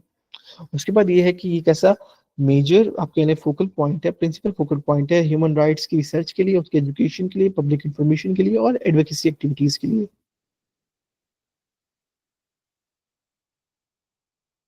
And lastly but not least हमारे पास एक और चीज आती है, वो ये कि ये काम कर रहा होता है वैरायटी ऑफ पार्टनर्स के साथ जो ह्यूमन राइट्स की कॉन्स्टिट्यूएंसी का पार्ट होते हैं पूरी दुनिया के अंदर, चाहे वो हमारे पास और या आप कह लें आईजीओ हो, इंटर गवर्नमेंटल ऑर्गेनाइजेशन हो, चाहे वो हमारे पास नॉन गवर्नमेंटल ऑर्गेनाइजेशन हो, या चाहे वो हमारे पास आपके बिजनेस ही क्यों ना हो।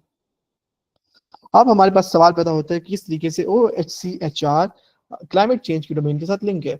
तो O H C H R हमारे पास, हमें पता है कि क्लाइमेट चेंज हमारी प्रॉपरली पैदा होता है इंजॉयमेंट को, या एक तरीके से ह्यूमन राइट्स की जो रेंज है उसके अंदर जितने भी हमारे पास जो हमारे इमोशंस है उनको थ्रेटन कर रहा होता है क्लाइमेट चेंज।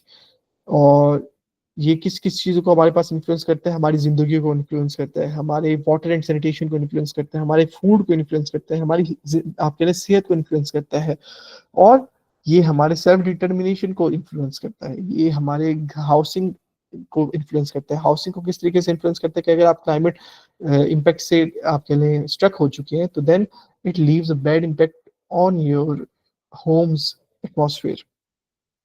जो आपके घर का माहौल होता है उसके ऊपर ये थोड़ा सा इन्फ्लुएंस करता है। आपकी कल्चरल डेवलपमेंट इससे थोड़ा सा मुतासिर होता है। अगर क्लाइमेट चेंज आपको बहुत ज़्यादा अटैक करे, आपके ऊपर स्ट्राइक करे बहुत ज़्यादा, अगर हम बात करें मजीद आगे, तो ये कि स्टेट्स जो है वो ह्यूमन राइट्स की प्रॉपर्ली ऑब्लिगेट कर रही होती हैं एक शर्त के ऊपर कि ये properly O S C H R climate change के जो इफेक्ट्स हैं उनको फोर्स ही ना कर दें, उनको आप कह लें नज़रअंदाज ना कर दें। और हमें, अगर वो नज़रअंदाज कर देगा O H C H R, तो वो वल्नरेबल सिचुएशंस के अंदर हमें बहुत ज़्यादा भारी कीमत उठानी पड़ती है।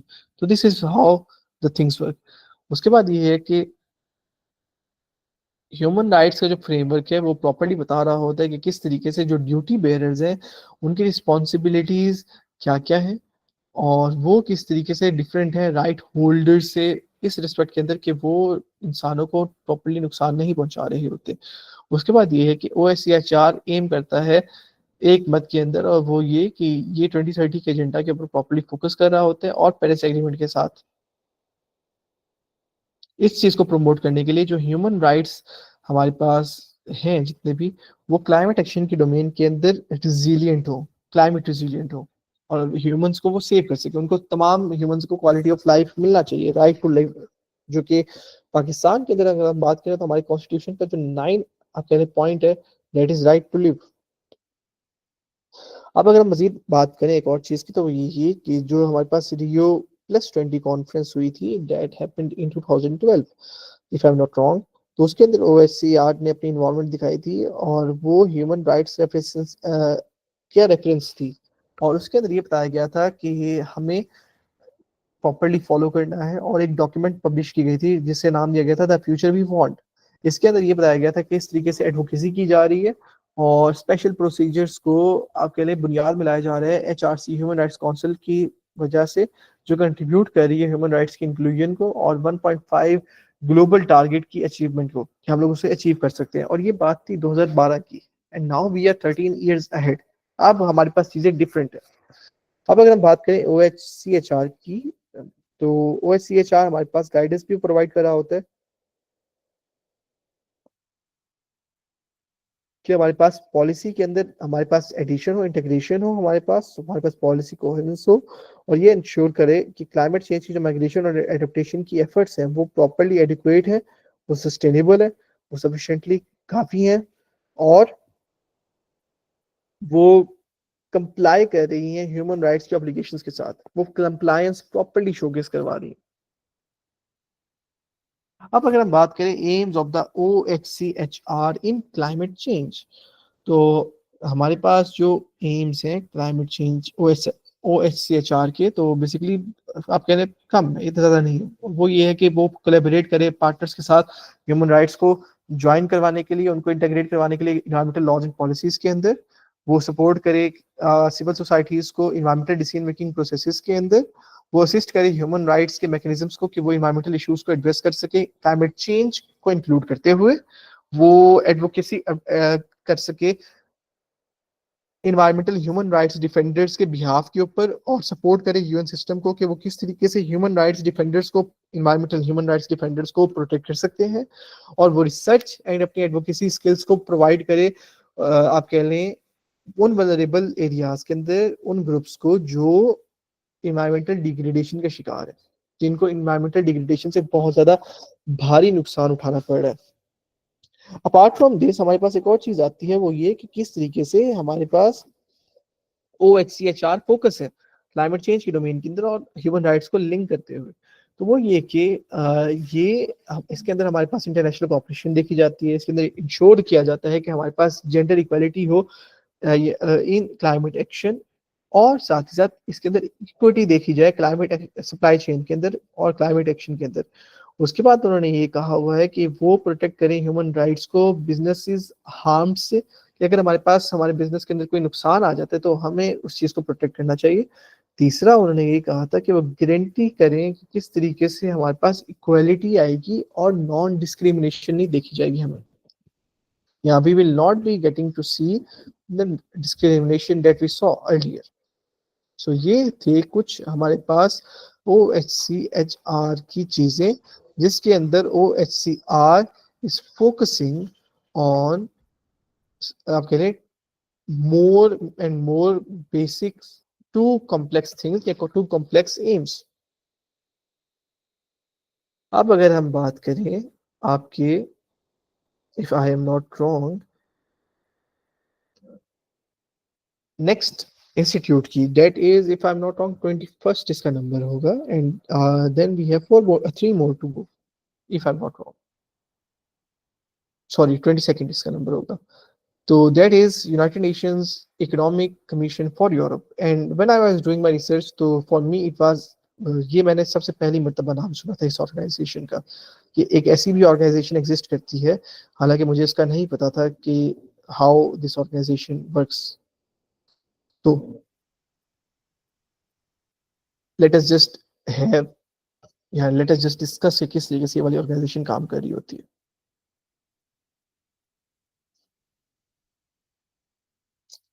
United Nations Economic Commission for Europe, United या यूएनईसीई।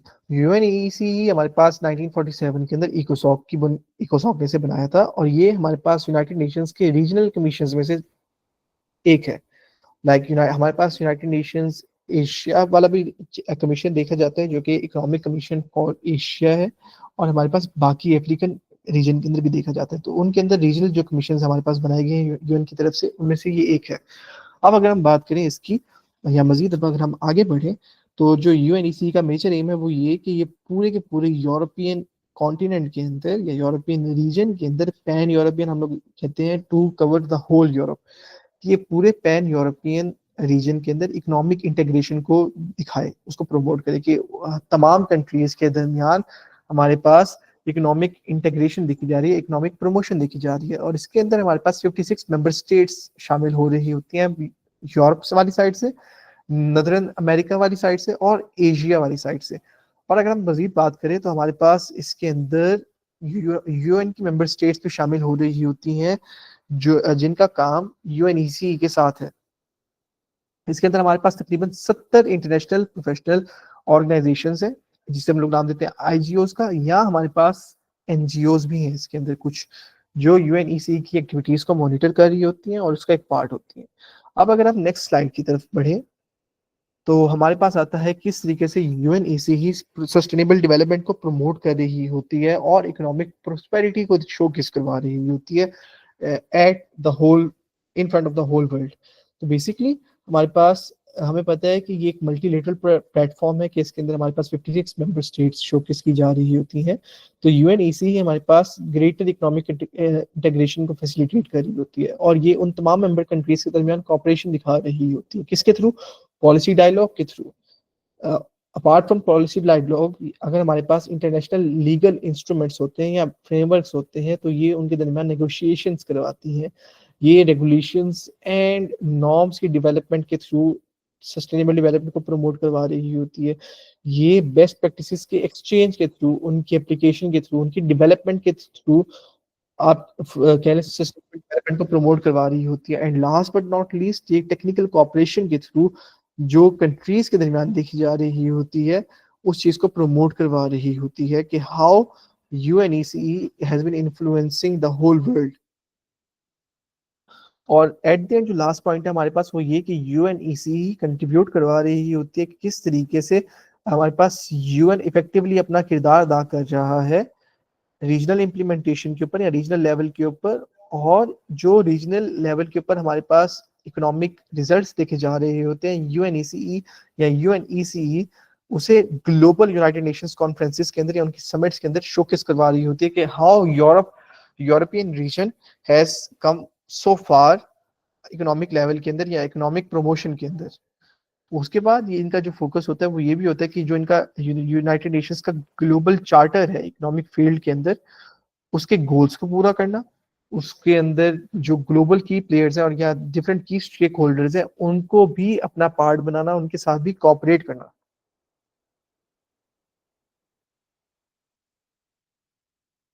अब अगर हम मजीद आगे बढ़े तो हमारे पास अब पार्ट आता है कि किस तरीके से हमारे पास इकोनॉमिक कॉपरेशन या इंटीग्रेशन लिखी जा रही होती है बाय यूएनईसीई। जो हमारे पास इकोनॉमिक कॉपरेशन एंड इंटीग्रेशन है ये एक ऐसा सब प्रोग्राम है जिसे इम्प्लीमेंट किया गया था economic cooperation and trade division से, जो सपोर्ट की जा रही थी यूएनईसीई के मेंबर स्टेट्स, और ये डिजाइन की गई थी और इसके अंदर हमारे पास डिफरेंट इंस्टीट्यूशंस की आप कह लें डिजाइनिंग हुई थी, उनकी बिल्डिंग हुई थी, उनको रोल आउट किया जा रहा था। अपार्ट फ्रॉम द इंस्टीट्यूशंस इसके अंदर हमारे पास पॉलिसीज इंक्लूड थी, हमारे पास डिफरेंट प्रोसेसेस इंक्लूड थे जो आप कह लें गुड गवर्नेंस को शोकेस कर रही थी कि how the governance has been showcased in terms of promoting the economic trade. उसके बाद अगर हम मजीद बात करें तो इसके अंदर हमारे पास एक और चीज़ देखी गई थी वो ये कि ये यूनाइटेड नेशंस का जो एजेंडा है 2030 का एसडीजीज को पूरा करने के लिए, तो उसके अंदर हमारे पास इनोवेशन पॉलिसी देखी गई थी और हमारे पास पीपीपी देखा जा रहा था, triple P, public private partnerships देखी जा रही थी। ये एक ऐसा प्रोग्राम था जो पब्लिक प्राइवेट पार्टनरशिप्स के साथ साथ इनोवेशन के ऊपर फोकस कर रहा था और कंपेटिटिवनेस के ऊपर फोकस कर रहा था। और अगर हम पीपीपी के बारे में बात करें, पब्लिक प्राइवेट पार्टनरशिप्स के एरिया के बारे में बात करें, तो जो यूएनईसीई का ऑब्जेक्टिव था वो ये था कि ये इंक्रीज कर सके गवर्नमेंट्स की एक्सपर्टीज को, कि वो आइडेंटिफाई कर सके, वो नेगोशिएट कर सके, वो मैनेज कर सके और वो इम्प्लीमेंट कर सके ऐसे कामयाब पब्लिक प्राइवेट प्रोजेक्ट्स को या पब्लिक प्राइवेट पार्टनरशिप्स प्रोजेक्ट्स को जो सस्टेनेबल डेवलपमेंट के डोमेन के अंदर हो चुके हैं। और इसका काम मेंबर स्टेट्स को पीपीपी की नॉलेज और एक्सपीरियंस प्रोवाइड करना भी था। अब अगर हम बात करें यूएनईसी की इन या with in terms of climate change, तो हमारे पास यूएनईसी बहुत ज्यादा काम कर रहा था क्लाइमेट चेंज के डोमेन के अंदर और अभी भी काम कर रहा है। हमें पता है कि क्लाइमेट चेंज कॉज की जा रही होती है ह्यूमन एक्टिविटीज के थ्रू, जो हमारी ग्लोबल एटमॉस्फेयर की कंपोजिशन को खराब कर रहा होता है या उनको चेंज कर रहा होता है। किस तरीके से? ये ज्यादा से ज्यादा ग्रीन हाउस गैस एमिशंस की वजह से कॉज की जा रही होती है क्लाइमेट चेंज, और जीएचजी एमिशंस के अंदर भी हमारे पास जो गैसेज आ रही होती है वो कार्बन डाइऑक्साइड है, नाइट्रस ऑक्साइड है, मीथेन है या फ्लोरोकार्बन है। अब अगर हम बात करें तो कंट्रीज जो है वो क्लाइमेट चेंज को मिटिगेट कर रही होते हैं अपने जीएचजीज के एमिशंस को रिड्यूस करके या कार्बन सिंक्स को इनहांस करके। और कार्बन सिंक्स हमारे पास एक ऐसे सिस्टम्स होते हैं जो कार्बन को एब्जॉर्ब कर रही होते हैं थ्रू द होल एटमॉस्फेयर। हमारे पास अगर हम कार्बन सिंक्स की बात करें तो हमारे पास हमारे कार्बन सिंक्स आते हैं फॉरेस्ट्स और साथ हमारे ओशन बॉडीज। लेकिन मेरे पास अब आपके लिए एक सवाल ये होगा कि हमारे पास जो कार्बन सिंक्स हैं वो ज्यादा हमारे ओशंस हैं या हमारी आप कह लें फॉरेस्ट हैं। इट्स अप टू यू कि हाउ यू थिंक कि क्लाइमेट की डोमेन के अंदर कार्बन सिंक्स ज्यादा ओशंस रोल अदा कर रहे होते हैं या फॉरेस्ट अदा कर रहे होते हैं। So I will be asking it at the very end, कि आपका क्या ख्याल है इसके दौरान या इसके लिए। और ये कंट्रीज को मिटिगेट करवा रहे होते हैं क्लाइमेट चेंज के खिलाफ। जो यूनाइटेड नेशंस की सेक्रेटरी जनरल है उन्होंने ये कहा हुआ है कि क्लाइमेट चेंज को खत्म करने के लिए यूएनईसी बहुत ज्यादा करामत किरदार अदा कर रहा है। किस तरीके से? कि ये कोऑर्डिनेट करवाता है यूनाइटेड नेशंस के सपोर्ट को पूरे यूरोपियन रीजन के अंदर क्लाइमेट चेंज से लड़ने के लिए, क्लाइमेट एक्शन को फरोग देने के लिए। और यूएनईसीई हमारे पास सस्टेनेबिलिटी की डोमेन के अंदर बहुत ज्यादा काराबद किरदार अदा कर रहा है। किस तरीके से कि ये जो हमारे पास MDG 7 था, पहले पहले हमारे पास अभी 2015 के बाद से, after the Paris agreement came into work, तब हमारे पास पेरिस एग्रीमेंट के बाद SDGs देखे गए थे। लेकिन SDGs से पहले पहले हमारे पास मिलीनियम डेवलपमेंट गोल्स थे। पूरी दुनिया 8 MDGs के ऊपर फोकस कर रही थी। तो यूनाइटेड नेशंस ने भी यही कहा था कि SDGs से पहले पहले UNEC ही हमारे पास क्लाइमेट एक्शन की डोमेन के अंदर अपने MDG 7 को फोकस कर रही थी, जो कि था environmental sustainability. And if we move to next slide, अब हमारे पास आता है नन अदर देन WHO, कि किस तरीके से WHO हैज बीन इन्फ्लुएंसिंग, या एक तरीके से WHO has been contributing in the field of climate change. तो हमें पता है, and yes I am, if I am not wrong, हमारे पास बहुत सारे डॉक्टर्स भी थे, मेडिसिन के बहुत सारे लोग भी हैं जो कि क्लाइमेट चेंज इस कोर्स के अंदर एनरोल्ड हुए थे। So this is one of the most important organisation that I believe कि आप लोगों के लिए नॉलेज रखनी चाहिए। कि आपको आपकी फील्ड की रिगार्डिंग तो नॉलेज है, लेकिन how your field gets integrate या gets adjoined with the domain of climate change या with the domain of environment. तो सॉरी, हमारे पास WHO फाउंड की गई थी 1948 के अंदर। ये UN की वो वाहिद एजेंसी है जो कि कनेक्ट करती है नेशंस को, पार्टनर्स को और लोगों को हेल्थ को प्रमोट करने के लिए। हेल्थ को प्रमोट करने के साथ साथ ये दुनिया को सेफ बनाने के लिए भी, और उन वल्नरेबल रीजन्स को सेफ बनाने के लिए भी अपना किरदार अदा कर रही होती है, जो हेल्थ की डोमेन के अंदर बहुत ज्यादा पीछे हैं, ताकि जितने भी लोग हैं चाहे वो कहीं पे भी हो, वो तमाम अपने हाईएस्ट लेवल ऑफ हेल्थ के ऊपर हो, कि उनको कोई भी बीमारी ना आन पकड़े। अब अगर हम मजीद आगे बढ़े तो हमारे पास एक और चीज आती है, वो ये कि जो WHO है वो अपनी ग्लोबल एफर्ट्स को लीड कर रहा होता है यूनिवर्सल हेल्थ कवरेज के अंदर। एंड यूनिवर्सल हेल्थ कवरेज को हम लोग आगे जाके डिस्कस करेंगे। It is a very important domain या important term. WHO properly coordinate कर रहा होता है वर्ल्ड के रिस्पॉन्सेज को हेल्थ इमरजेंसीज के डोमेन के अंदर, और ये हेल्थियर लाइफ्स को प्रमोट कर रहा होता है, चाहे वो प्रेगनेंसी केयर से शुरुआत हो रही हो टिल द ओल्ड एज। और इसका जो आप कह रहे हैं इम्पैक्ट है, या इसका जो आप कह रहे हैं टारगेट्स है, वो ये है कि ये ट्रिपल बिलियन टारगेट्स के ऊपर चल रहा होता है, अपने प्लान को लेकर चल रहा होता है कि किस तरीके से ये गुड हेल्थ को अचीव करेगा थ्रू साइंस बेस्ड पॉलिसीज या programmes. And if you move to next slide, अब हमारे पास आता है किस तरीके से WHO काम कर रहा होता है, या WHO की वर्किंग मैकेनिज्म किस तरीके से। तो WHO का मानना ये है कि वो WHO ये कहता है कि we put science to work to build a healthier and safer world, कि हम लोग साइंस को प्रॉपरली इम्प्लीमेंटेशन फेज में लेकर आते हैं, ताकि हम लोग एक हेल्थियर सेफर वर्ल्ड को बिल्ड करें, हेल्थियर सेफर वर्ल्ड की तरफ शिफ्ट हो। WHO लीड कर रहा होता है ग्लोबल एफर्ट्स को बेटर हेल्थ को अचीव करने के लिए फॉर ऑल।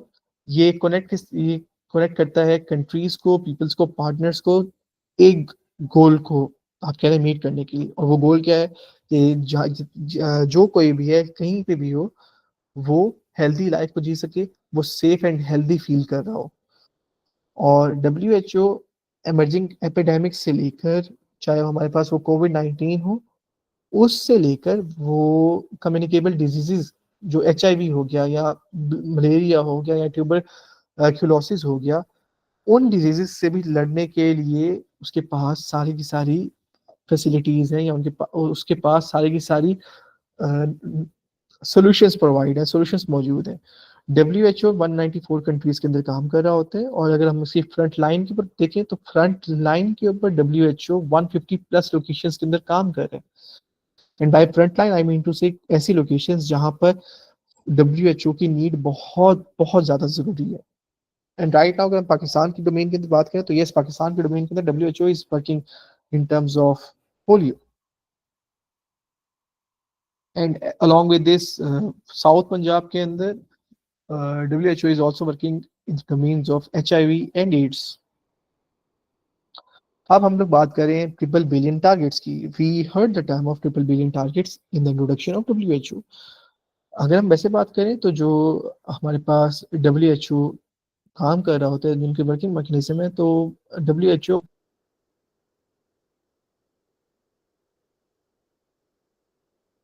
ने हर टेन्योर में अपने वर्किंग प्रोग्राम के अंदर 5 ईयर की स्ट्रेटजीज को इंट्रोड्यूस करता है, और वो अपने 5 ईयर की स्ट्रेटजी को इम्प्रूव इस तरीके से इंट्रोड्यूस करता है कि वो इम्प्रूव कर सके लोगों की हेल्थ को कंट्री लेवल के ऊपर। और साथ WHO प्रॉपर्ली ट्रैक कर रहा होता है पूरी दुनिया की प्रोग्रेस को ट्रिपल बिलियन टारगेट्स के थ्रू। और ट्रिपल बिलियन टारगेट्स क्या है, पहले पहले आप लोग इसको प्रॉपर्ली देख लेते हैं। 1 billion more people benefit from universal health coverage, 1 billion more people are better protected from health emergencies, 1 billion more people enjoy better health and well being. अगर हम वैसे देखें तो नाम से तकरीबन तकरीबन मेजोरिटी सारे के सारे सेम है, बट द थिंग इज कि कहीं ना कहीं तो ये आपस में आप कह लें थोड़ा सा चेंज होंगे। Now we will be moving towards कि कहाँ पे वो चेंज आता है। अगर वैसे देखें 1 billion more people benefit from universal health coverage की, अगर हम उसकी बात करें तो इसके अंदर ये आता है कि गुड हेल्थ हमें पता है कि हर जिंदगी की हर स्टेज के ऊपर हमें ये चाहिए ही चाहिए। और इसी वजह से हमारे पास यूनिवर्सल हेल्थ कवरेज आती है, जो WHO की एफर्ट से हमारे पास वजूद में आया था। कि WHO इंश्योर करता है कि हेल्थ की जो एक्सेस है वो ह्यूमन राइट के तौर पे तमाम लोगों को दी जाए। और इसी चीज के लिए WHO एम्फोसाइज करते हैं अपने प्रोग्राम्स और पार्टनरशिप के थ्रू किस चीज को, कि जो primary and preventive health care है उसकी एक्सेस दी जाए हर किसी को। वो WHO इंश्योर करता है कि जो एक्सेस दी जा रही होती है मेडिसिन को और हेल्थ प्रोडक्ट्स को, जो लोगों को जरूरत है वो फौरन से दी जाए।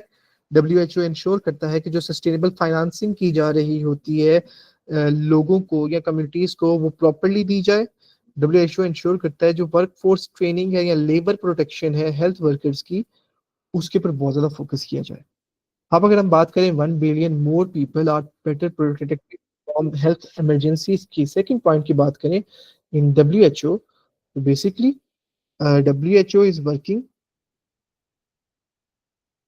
एज के WHO एक बहुत ज्यादा कारआमद किरदार अदा कर रहा होता है कंट्रीज को सपोर्ट करने के लिए कि वो प्रिपेयर कर सके अपने आप को किसके लिए, या हेल्थ इमरजेंसी से लड़ने के लिए। वो अपने आप को प्रिपेयर कर सके हेल्थ इमरजेंसी से लड़ने के लिए, हेल्थ इमरजेंसीज को डिटेक्ट करने के लिए, हेल्थ इमरजेंसीज से रिकवर होने के लिए। और हेल्थ इमरजेंसीज के अंदर क्या क्या इंक्लूड होता है, अब हम उसके ऊपर बात कर लेते हैं। हेल्थ इमरजेंसीज के अंदर हमारे पास पेंडेमिक्स इंक्लूड हो रहे होते हैं, हमारे पास डिजीज आउटब्रेक्स इंक्लूड हो रहे होते हैं, और हेल्थ इमरजेंसीज के अंदर हमारे पास ह्यूमैनिटेरियन क्राइसिस के साथ साथ नेचुरल डिजास्टर्स भी आ रहे होते हैं। इन तमाम हेल्थ इमरजेंसी से लड़ने के लिए WHO सपोर्ट कर रहा होता है कंट्रीज को। और इसके अंदर हमारे पास जो आप कह रहे हैं WHO का ग्लोबल सिस्टम रिस्पॉन्स है वो क्या कहता है, वो ये कि WHO एमर्जिंग रिस्क से लड़ने के लिए एक तो अपने सॉल्यूशंस प्रोवाइड करता है, और वो उन रिस्क को प्रिडिक्ट भी करता है और उनको प्रिवेंट भी करता है। WHO कंट्रीज को कम्युनिटीज को सपोर्ट करेगा कि किस तरीके से वो डिजीज आउटब्रेक्स के से लड़ने के लिए, डिजास्टर से लड़ने के लिए और ह्यूमैनिटेरियन क्राइसिस से लड़ने के लिए क्या उनका रिस्पॉन्स होगा, इसलिए उन कंट्रीज को उन सोसाइटीज को ट्रेन करेगा। WHO प्रॉपरली सपोर्ट करेगा ग्राउंड केयर फैसिलिटीज के ऊपर जो मोस्ट वल्नरेबल एरियाज के अंदर चाहिए होती है। और अगर हम लास्ट बात करें कि 1 billion more people enjoy better health and wellbeing, हमें पता है कि गुड हेल्थ की वजह से हमारे पास जो बीमारियां होती हैं वो नहीं आती। तो इस वजह से WHO मोबिलाइज करता है तमाम सेक्टर्स के अंदर सोसाइटी के कि वो एड्रेस कर सके हेल्थ प्रॉब्लम्स की रूट कॉजेस को, जिसके थ्रू हमारे पास वेलनेस की प्रमोशन होती है। और इसके थ्रू हमारे पास हम एड्रेस करते हैं कि किस तरीके से हमारे पास क्या क्या फिजिकल आप कह लें साइको सोशल और इन्वायरमेंटल हेल्थ रिस्क आते हैं। WHO का जो रिस्पॉन्स होता है वो ये होता है कि वो एड्रेस कर रहे होते हैं इन्वायरमेंटल फैक्टर्स को इस डोमेन के अंदर। और कौन कौन से environmental factors, clean air and water, safe roads, healthy eating and exercise, और वायलेंस एंड इंजरी प्रिवेंशन। इन चारों के ऊपर WHO 3rd बिलियन टारगेट के अंदर फोकस कर रहा होता है। And if you move to next slide, अब हमारे पास आते हैं की एरियाज ऑफ वर्क्स, और WHO के टोटल 6 की एरियाज ऑफ वर्क्स हैं।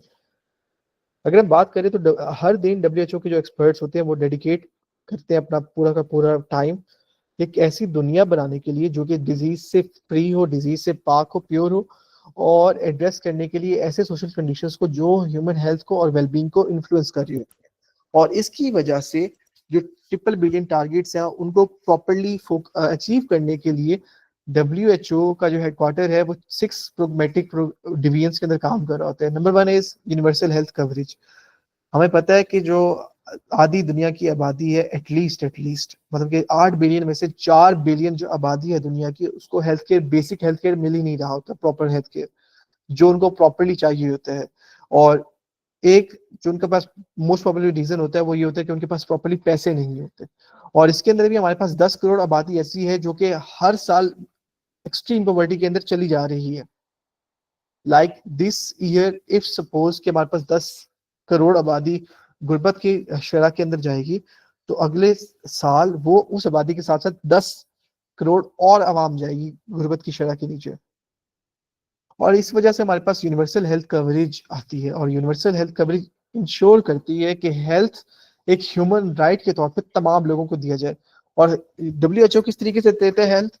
हेल्थ देता है लाइफ कोर्स के थ्रू। कि WHO का जो एम है वो ये है कि वो इम्प्रूव कर सके हेल्थ और वेलबींग को पॉपुलेशंस के दरमियान। किसके थ्रू? लाइफ कोर्स के थ्रू, जो फोकस करे विमेन को, चिल्ड्रन को और एडोलेसेंट्स को।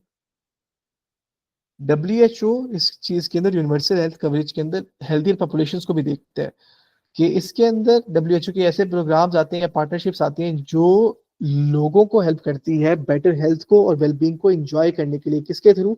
सोसाइटी का प्रेशर रिड्यूस करके, इन्वायरमेंटल रिस्क को रिड्यूस करके, और बिहेवियरल जो हमारे पास रिस्क आते हैं उनको मिनिमाइज करके। हमारे बिहेवियर के अंदर भी आप कह लें सोशल प्रेशर की वजह से या एनवायरमेंटल रिस्क की वजह से बहुत ज्यादा चेंज आ रहा होता है। और जब हमारे पास WHO वो सोशल रिस्क या एनवायरमेंटल फैक्टर्स या एनवायरमेंटल रिस्क को कम कर देती है, तब हमारा बिहेवियर और ज्यादा अच्छा हो जाता है। अब अगर हम बात करें एक और चीज को, तो वो आता है हेल्थ इमरजेंसीज प्रोग्राम। कि WHO प्ले कर रही होती है एक एसेंशियल रोल सपोर्ट करने के लिए कंट्रीज को, कि वो रिस्पॉन्ड कर सके और रिकवर कर सके अपने आप को हेल्थ थ्रेट्स के मुकाबले में। And just a minute, let me just add 1%। Okay, so और अगर हम मजीद आगे बढ़े तो एक और चीज आती है कि WHO यूनाइट करता है पूरी दुनिया को कि वो लड़ सके हेल्थ इमरजेंसीज के खिलाफ। ऐसी कौन कौन सी health emergencies? We discuss those health emergencies as जो हमारे पास डिजीज आउटब्रेक्स की मद के अंदर आती हैं, जो हमारे पास नेचुरल डिजास्टर्स की मद में आती हैं, और जो हमारे पास ह्यूमैनिटेरियन क्राइसिस की मद में आती हैं। अब अगर हम मजीद आगे बात करें तो देयर इज द थिंग कि access to medicine and health products. और उसके अंदर हमारे पास जो पॉइंट आता है वो ये आता है कि safe, effective and quality medicine along with the health products बहुत ज़्यादा क्रिटिकल है लोगों की हेल्थ को प्रोटेक्ट करने के लिए और उसको प्रमोट करने के लिए। तो WHO राइजिंग प्राइसेस को एड्रेस कर रहा होता है, और साथ वो इस चीज़ की यकीन दहानी करवा रहा होता है कि जो एसेंशियल मेडिसिन अगर हमारे पास इन केस शॉर्ट हो जाती हैं, वो प्रॉपरली उन जगहों तक पहुंचाई जाए जहां पे उन मेडिसिन की जरूरत है। अब अगर हम बात करें हमारे पास, तो हमारे पास नेक्स्ट पॉइंट आता है, डेट इज की एंटी माइक्रोबियल रेजिस्टेंस। तो WHO प्रॉपर्ली काम कर रही होती है डिफाइन करने के लिए और एडवांस करने के लिए अपनी पॉलिसीज को और स्ट्रेटेजीज को, जो प्रिवेंट करें, रिड्यूस करें और मिटिगेट करें ड्रग रेजिस्टेंट इन्फेक्शंस को। और इसका जो इम्पैक्ट होता है वो ये होता है कि हमारे पास एंटी माइक्रोबियल रेजिस्टेंस दिख जाती है पूरी दुनिया के अंदर। जो फिफ्थ डिवीजन है, या एक तरीके से जो फिफ्थ एरिया ऑफ वर्क है WHO का, that is science division. WHO science की मदद से ये एंटिसिपेट करती है कि ग्लोबल हेल्थ के अंदर क्या क्या नीड्स हो रही हैं, किस तरीके से वो पब्लिक हेल्थ गाइडेंस को वैलिडेट कर सकते हैं, पब्लिक हेल्थ को इम्प्रूव कर सकते हैं, और किस तरीके से वो इनोवेशन को लेकर आ सकते हैं to possible real world solutions, कि जिससे हर बंदा रिलाई कर सके कि साइंस के थ्रू हम लोग हमारी हेल्थ को इम्प्रूव कर सकते हैं। और जो लास्ट डिवीजन है that is data analytics and delivery for impact. ये WHO का मानना ये है कि to make progress we must measure progress, के कामयाबी को अटेन करने के लिए हमें कामयाबी को मेजर करना होगा, कितना ज्यादा हमारा हम लोग प्रोग्रेस को मेजर कर सकते हैं कि इफ वी मेजर या if we aim for this much progress तो हम लोग इसको अटेन कर लेंगे। तो ये मानना है WHO का। और इसके थ्रू WHO अपनी लीडिंग रिपोर्ट्स को प्रोड्यूस करती है, उनको इशू करती है, जो डाटा ट्रेंड्स और एनालिटिक्स को प्रमोट कर रहे होते हैं ग्लोबल हेल्थ के डोमेन के अंदर।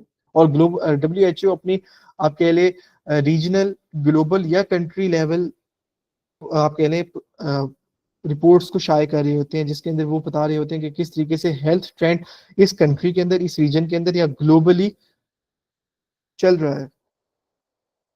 और इसके अंदर हमारे पास डेटा एंड एनालिटिक्स के अंदर रिसर्च बहुत बड़ी आप कह लें मेजर किरदार अदा कर रही होती है। एंड क्लाइमेट चेंज के डोमेन के अंदर भी WHO बहुत ज्यादा काम अदा कर रही है। And yes, now will be discussing कि how WHO is linked with climate change. अगर हम ऐसे बात करें तो क्लाइमेट चेंज हमें पता है कि इम्पैक्ट कर रही है ह्यूमन लाइफ्स को और हमारी हेल्थ को बहुत ज्यादा वैरायटी ऑफ वेज के अंदर। ये किस तरीके से थ्रेटन करती है? ये थ्रेटन कर रही है हमारी गुड हेल्थ को। किसके थ्रू? क्लीन एयर के थ्रू, सेफ ड्रिंकिंग वाटर के थ्रू, फूड सप्लाई के थ्रू, और ऐसी फूड सप्लाई जो हमारे लिए न्यूट्रिशियस हो। और एक और चीज की मद में भी ये हमें आप कह लें थ्रेटन कर रही है, सेफ शेल्टर के थ्रू। और WHO कहती है कि क्लाइमेट चेंज के पास ऐसा पोटेंशियल है कि या क्लाइमेट चेंज को जब हम खत्म कर लेंगे या उनको मिनिमाइज कर लेंगे क्लाइमेट चेंज के इम्पैक्ट्स को, तो हमारे पास एक ऐसा पोटेंशियल है कि जिससे हम लोग ग्लोबल हेल्थ के अंदर बहुत ज्यादा प्रोग्रेस देख सकते हैं। WHO की रिपोर्ट के मुताबिक कि 2030 से लेके 2050 तक क्लाइमेट चेंज बहुत ज्यादा आप कह लें डैमेजेस ऑकर करेगा। उसका क्या होगा कि क्लाइमेट चेंज की वजह से हर साल 2030 से 2050 के दरमियान 2.5 लाख बच्चा मेल न्यूट्रिशन, मलेरिया, डायरिया या हीट स्ट्रेस की वजह से मर जाएगा। एंड 2.5 लाख बच्चा, वो भी इस उसका जो एज ग्रुप WHO ने आप कह रहे रेंज किया हुआ है, that is 0 to 5 years, and that is really a minimum age. और यही क्रूशियल एज है जो कि WHO ने लिस्ट की हुई है। और WHO को मानना ये है कि जो इसका डायरेक्ट डैमेज होगा, कॉस्ट मान लो कि जो डायरेक्ट डैमेज कॉस्ट होगा हमारी हेल्थ के ऊपर, वो एस्टिमेट किया जाता है कि 2030 तक हर साल हमारी जो हेल्थ के ऊपर डैमेज पहुंचेगी क्लाइमेट चेंज की वजह से, डेट इज 2 से लेके 4 बिलियन डॉलर की हमें डैमेज देखनी पड़ेगी। और इसी वजह से जो एरियाज हैं जहाँ पे हमारा हेल्थ इंफ्रास्ट्रक्चर बहुत ज़्यादा वीक है, मोस्टली इन डेवलपिंग कंट्रीज, वो बहुत ज़्यादा आप कह लें इक्विप्ड नहीं है क्लाइमेट चेंज से लड़ने के लिए। और इसी वजह से WHO प्रोवाइड कर रहा होता है असिस्टेंस कि वो उन डेवलपिंग कंट्रीज को किस तरीके से वो अपने आप को अपग्रेड कर सकते हैं to fight against climate change and its impacts. WHO को पता है कि जितनी भी पॉलिसीज होती हैं या इंडिविजुअल मेजर्स होते हैं such as food and energy use choices, वो पोटेंशियल रखती हैं GHGs मतलब कि ग्रीन हाउस गैसेस के एमिशंस को रिड्यूस करने के लिए। और इससे हमारे पास एक मेजर हेल्थ बेनिफिट आता है। क्या बेनिफिट आता है? कि हमारी जो एयर होती है, जो हमारे पास एयर पोल्यूशन कॉज हो रही होती है, वो कम से कम होना स्टार्ट हो जाती है और हम क्लीन एयर की तरफ शिफ्ट आप कह रहे हैं, हम लोग क्लीन एयर की तरफ स्विच करते हैं। अब अगर हम बात करें इसके इम्पैक्ट की कि how WHO has been impacting the lives जो कि क्लाइमेट चेंज से इन्फ्लुएंस हो रही होती है, तो WHO का मानना ये है कि क्लाइमेट चेंज हमें पता है कि हमारी हेल्थ को बहुत ज़्यादा इम्पैक्ट कर रहा है, बहुत ज़्यादा वैरायटी ऑफ वेज के अंदर, जो कि हमारी मौत तक वाक़ई कर सकते हैं। तो WHO का मानना ये है कि जो हेल्थ इम्पैक्ट्स है क्लाइमेट चेंज की वजह से, हम लोग उनको डिटरमिन करते हैं मेनली हमारी पॉपुलेशन की वल्नरेबिलिटी के ऊपर, कि कितना ज़्यादा वो पॉपुलेशन क्लाइमेट चेंज के इम्पैक्ट से शिकार है। आइदर वो खतरे की शरह के अंदर कितना ज़्यादा है, लाइक वो मोस्ट वल्नरेबल है, वो मीडियम तौर पे वल्नरेबल है, या वो लेस वल्नरेबल है। उनकी वल्नरेबिलिटी के साथ साथ वो देखते हैं कि किस तरीके से वो क्लाइमेट चेंज के करंट रेट के मुताबिक वो रिजीलियंट है। अगर वो रिजीलियंट नहीं है तो then they are most likely to be harmed by the impacts of climate change in terms of health. तो डब्ल्यू उन लोगों को आपके लिए सपोर्ट कर रहा होता है। और डब्ल्यू का क्या रिस्पॉन्स होता है? डब्ल्यू उन कंट्रीज को इस तरीके से सपोर्ट करता है कि वो आपके लिए अपने रिसोर्सेज की मद में उन कंट्रीज के लिए क्लाइमेट रिजिलियंट हेल्थ सिस्टम्स बनाता है, अपने उनकी जो एग्जिस्टिंग हेल्थ केयर सिस्टम्स होते हैं उनको अपग्रेड करवाता है, उनको और ज़्यादा स्ट्रेंथन करता है, ताकि कल को जब हमारे पास क्लाइमेट चेंज के इम्पैक्ट्स उस सिटी के अंदर, उस कंट्री के अंदर आ रही हो, तो उनकी जो हेल्थ सिस्टम्स हो, हेल्थ केयर सेंटर्स हो, वो बहुत ज़्यादा आपके लिए रिजिलियंट हो, और वो अपनी जानों को बचा सके, लोगों की जानों को बचा सके। और डब्ल्यू आप कह लें एनडीसीज के अंदर, नेशनली डिटरमिन्ड कंट्रीब्यूशंस के अंदर, और पेरिस एग्रीमेंट को मीट करने के लिए कंट्रीज की मदद कर रहा होता है। अब अगर हम बात करें WHO response to climate change, तो डब्ल्यूएचओ का जो रिस्पांस है क्लाइमेट चेंज की डोमेन के अंदर, वो चार चीजों के अंदर है कि डब्ल्यूएचओ क्लाइमेट चेंज और हेल्थ को जो एड्रेस कर रहा होता है वो चार चीजों के थ्रू कर रहा होता है: by advocacy and partnerships, monitoring science and evidence, supporting countries to protect human health from climate change, building capacity on climate change and human health. अब अगर हम इसको भारी भारी डिस्कस करें, तो अगर हम बात करें एडवोकेसी एंड पार्टनरशिप की, तो बेसिकली हमारे पास, let us just start, WHO coordinate कर रहा होता है पार्टनर एजेंसीज के साथ जो कि यूएन सिस्टम के अंदर ही होती हैं, यूएन सिस्टम का पार्ट होती हैं, और इंश्योर करता है कि हेल्थ प्रॉपर्ली रिप्रेजेंट की जाए क्लाइमेट चेंज के एजेंडाज के अंदर, हेल्थ को प्रॉपर्ली वो अटेंशन दी जानी चाहिए क्लाइमेट चेंज के फ्रेमवर्क्स के अंदर, के किस तरीके से क्लाइमेट चेंज हमारी हेल्थ को इन्फ्लुएंस कर रहा है, और साथ साथ इस चीज़ को यकीनी बनाया जाए कि जो इन्फॉर्मेशन है कि क्लाइमेट चेंज के जो थ्रेट्स हमारे पास आ रहे हैं उसके अंदर ह्यूमन हेल्थ को भी फोकस रखा जाए कि किस तरीके से क्लाइमेट चेंज हमारी ह्यूमन हेल्थ के ऊपर इन्फ्लुएंस कर रहा है, और ऐसी अपॉर्चुनिटीज को क्रिएट किया जाए जो हेल्थ को प्रमोट कर रहा हो, अलोंग विद कार्बन एमिशंस को रिड्यूस करने के लिए, कार्बन एमिशंस को आपके लिए कम करते वक्त।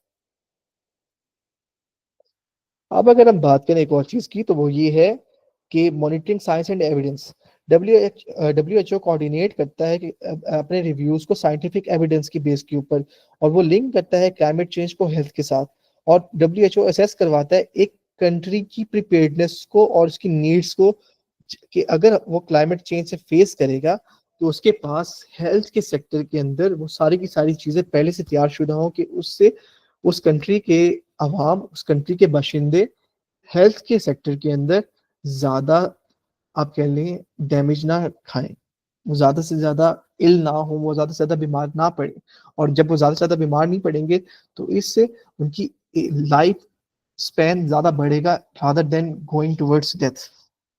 उसके बाद आता है supporting countries to protect human health from climate change. WHO strengthen कर रहा होता है नेशनल कैपेसिटीज को, और साथ वो इस चीज को आप कह लें इम्प्रोवाइज कर रहा होता है कि किस तरीके से रिजिलियंस और एडेप्टेशन को हेल्थ सिस्टम्स के अंदर हम लोग इंक्रीज कर सकते हैं, हम लोग अपग्रेड कर सकते हैं, और वो एक और चीज को दिखा रहा होता है या आप कह लें डील कर रहा होता है कि किस तरीके से हेल्थ इफेक्ट्स को हम लोग कम कर सकते हैं क्लाइमेट चेंज की डोमेन के अंदर। और लास्ट जो है वो दैट इज कि building capacity on climate change and human health. WHO assist कर रहा होता है कंट्रीज को कि किस तरीके से वो कैपेसिटी को बिल्ड कर सकते हैं हेल्थ वल्नरेबिलिटी को रिड्यूस करने के लिए क्लाइमेट चेंज की वजह से जो हमारे पास आ रहा होता है, और इसके थ्रू वो प्रमोट करते हैं हेल्थ को while reducing carbon emissions. And last but not least, और मेरे लिए सबसे मजे का जो अभी तक यूएन इंस्टीट्यूशन है अपार्ट फ्रॉम बेसिक, जो हमारे पास टॉप थ्री थे, यूएनसीबीटी, यूएनसीसीडी और यूएनएफटीपीसी, वो अब आने वाले हैं, and that is United Nations Women, कि किस तरीके से UN Women has been influencing और किस तरीके से यूएन वुमेन काम कर रहे हैं क्लाइमेट चेंज के डोमेन के अंदर। बिकॉज यस, SDG 5 हमारे पास जेंडर इक्वालिटी को प्रमोट करने के लिए बना हुआ है, एंड हमारे पास अब जो हमारा मॉडर्न एरा है उसके अंदर जेंडर पैरिटी देखी जा रही है रादर देन जेंडर डिस्पैरिटी। लोग जेंडर इक्वालिटी को ज्यादा प्रमोट कर रहे हैं रादर देन जेंडर इनइक्वालिटी। और इसी मद में यूएन विमेन हमारे पास, यूएन एक ऐसी वाइड एंटिटी है जो कि जेंडर इक्वालिटी को डेडिकेट कर रही होती है, और विमेन की एम्पावरमेंट के ऊपर फोकस है। ये एक ऐसा ग्लोबल चैंपियन है जो कि आप कह लें खवातीन की नुमाइंदगी करता है और साथ साथ लड़कियों की नुमाइंदगी कर रहा होता है। यूएन विमेन स्टैब्लिश ही इसलिए हुआ था कि वो जो नीड्स हैं वुमेन की वर्ल्ड वाइड, उनकी उनको मीट करे और उनकी प्रोग्रेस के बारे में बताए कि how women are progressing in the specific areas of the whole globe. Sorry.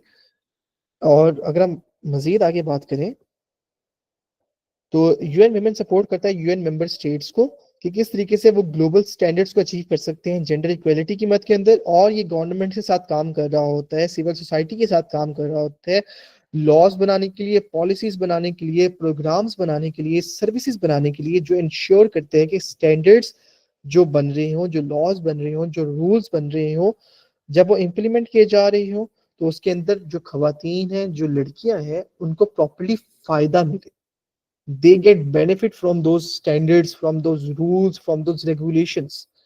उसके बाद अब अगर हम बात करें लास्ट पॉइंट की, जो कि यूएन विमेन के अंदर है, डेट इज कि यूएन विमेन हमारे पास ग्लोबली काम कर रहा होता है सस्टेनेबल डेवलपमेंट गोल्स को प्रॉपरली मीट करने के लिए, और उन एसडीजीज के अंदर आप कह लें एक और चीज को पूरा करने के लिए कि उसके अंदर हमारे पास वुमेन का रोल देखा जाए और गर्ल्स का रोल प्रॉपरली देखा जाए। अब अगर हम नेक्स्ट स्लाइड की तरफ जाएं, and that is the logo of UN women, and that is मुझे काफी पसंद आया था जब I just saw the UN women का लोगो। अब अगर हम बात करें प्रायोरिटीज ऑफ यूएन वुमेन की, तो हर बेसिकली जो आप कह लें यूएन वुमेन वुमेन की इक्वल पार्टिसिपेशन के पीछे खड़ी रहती है। ये वो प्रमोट कर रही होती है कि वुमेन इक्वली पार्टिसिपेट करें पूरी आप कह लें हर लाइफ डोमेन के अंदर, चाहे वो हमारे पास आप कह लें मेडिसिन हो, चाहे वो हमारे पास इंजीनियरिंग का शोबा हो, चाहे वो कोई भी हमारे पास शोबा हो, उसके अंदर वुमेन की प्रॉपरली पार्टिसिपेट नुमाइंदगी देखी जाए एंड दे गेट रिप्रेजेंटेटिव्स। तो बेसिकली यूएन वुमेन के 4 स्ट्रेटेजिक प्रायोरिटीज हैं। नंबर 1 प्रायोरिटीज कि किस तरीके से वुमेन लीड कर सकती हैं, पार्टिसिपेट कर सकती हैं और बेनिफिट कर सकती हैं गवर्नेंस सिस्टम से इक्वली। उसके बाद किस तरीके से वुमेन के पास इनकम सिक्योरिटी देखी जा सकती है, डिसेंट वर्क हो और इकोनॉमिक ऑटोनॉमी हो। सॉरी। उसके बाद ये देखा जाता है कि किस तरीके से जितनी भी खवातीन हैं, लड़कियां हैं, उनके पास जो राइट ऑफ लाइफ है वो फ्री हो और वो तमाम फॉर्म्स ऑफ वायलेंस से सेफ हो, सिक्योर हो। उसके बाद ये देखा जाता है कि जो वुमेन हैं और गर्ल्स हैं वो कंट्रीब्यूट कर सकें in sustainable peace and resilience, और उनके सस्टेनेबल पीस के लिए, सस्टेनेबल डेवलपमेंट के अंदर उनका जो इन्फ्लुएंस हो वो बहुत ज्यादा देखा जाए, वो नुमाया हो कि yes women are working in this domain as well. वो पीस के लिए काम कर रही है, वो रिजिलियंस बिल्डिंग के लिए काम कर रही है, वो सस्टेनेबल डेवलपमेंट के लिए काम कर रही है। जो लास्ट पॉइंट कहता है, यूएन दर्शाता है, वो ये कि यूएन विमेन कोऑर्डिनेट करती है और प्रमोट करती है यूएन सिस्टम की वर्क को, एडवांसिंग जो एडवांस कर रहा होता है जेंडर इक्वालिटी को। और जो सारे एग्रीमेंट्स हमारे पास लिंक कर रहे होते हैं यूएन 2030 के एजेंडा को, उसके अंदर यूएन विमेन भी अपने एग्रीमेंट्स को इंट्रोड्यूस करवा रही होती है कि yes women are also playing and women should be playing a more आप कह लें इन्फ्लुएंस्ड रोल। और यूएन एंटिटी एक ऐसी वाहिद एंटिटी है जो कि काम कर रही होती है जेंडर इक्वालिटी को फंडामेंटल बनाने के लिए एसडीजीज के अंदर, और एक इंक्लूसिव वर्ल्ड बनाने के लिए कि वुमेन हर डोमेन के अंदर काम कर रही है। अब अगर हम बात करें यूएन वुमेन के मेन रोल्स की, तो बेसिकली अगर हम देखें इस डोमेन के अंदर या इस मत के अंदर, तो एम्पावरमेंट की और राइट्स ऑफ वुमेन के लिए ग्लोबली यूएन वुमेन के 3 मेन रोल है। एक, to support inter governmental bodies such as commission on the status of women and in the formation of policies, global standards और नॉर्म्स बनाने के लिए कि वो आईजीओज को सपोर्ट करें।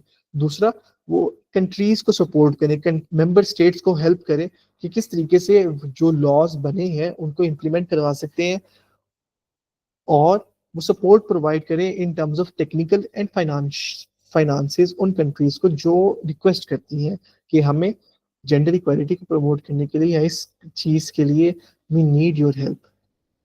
तीसरा, कि वो लीड करती हैं और कोऑर्डिनेट करती है यूएन सिस्टम के वर्क को जेंडर इक्वालिटी के ऊपर, और वो प्रॉपरली अकाउंटेबल दिखा अपने रिजल्ट्स को आपके ट्रांसपेरेंट रखती हैं, जिससे अकाउंटेबिलिटी प्रमोट होती है उनके वर्क के थ्रू।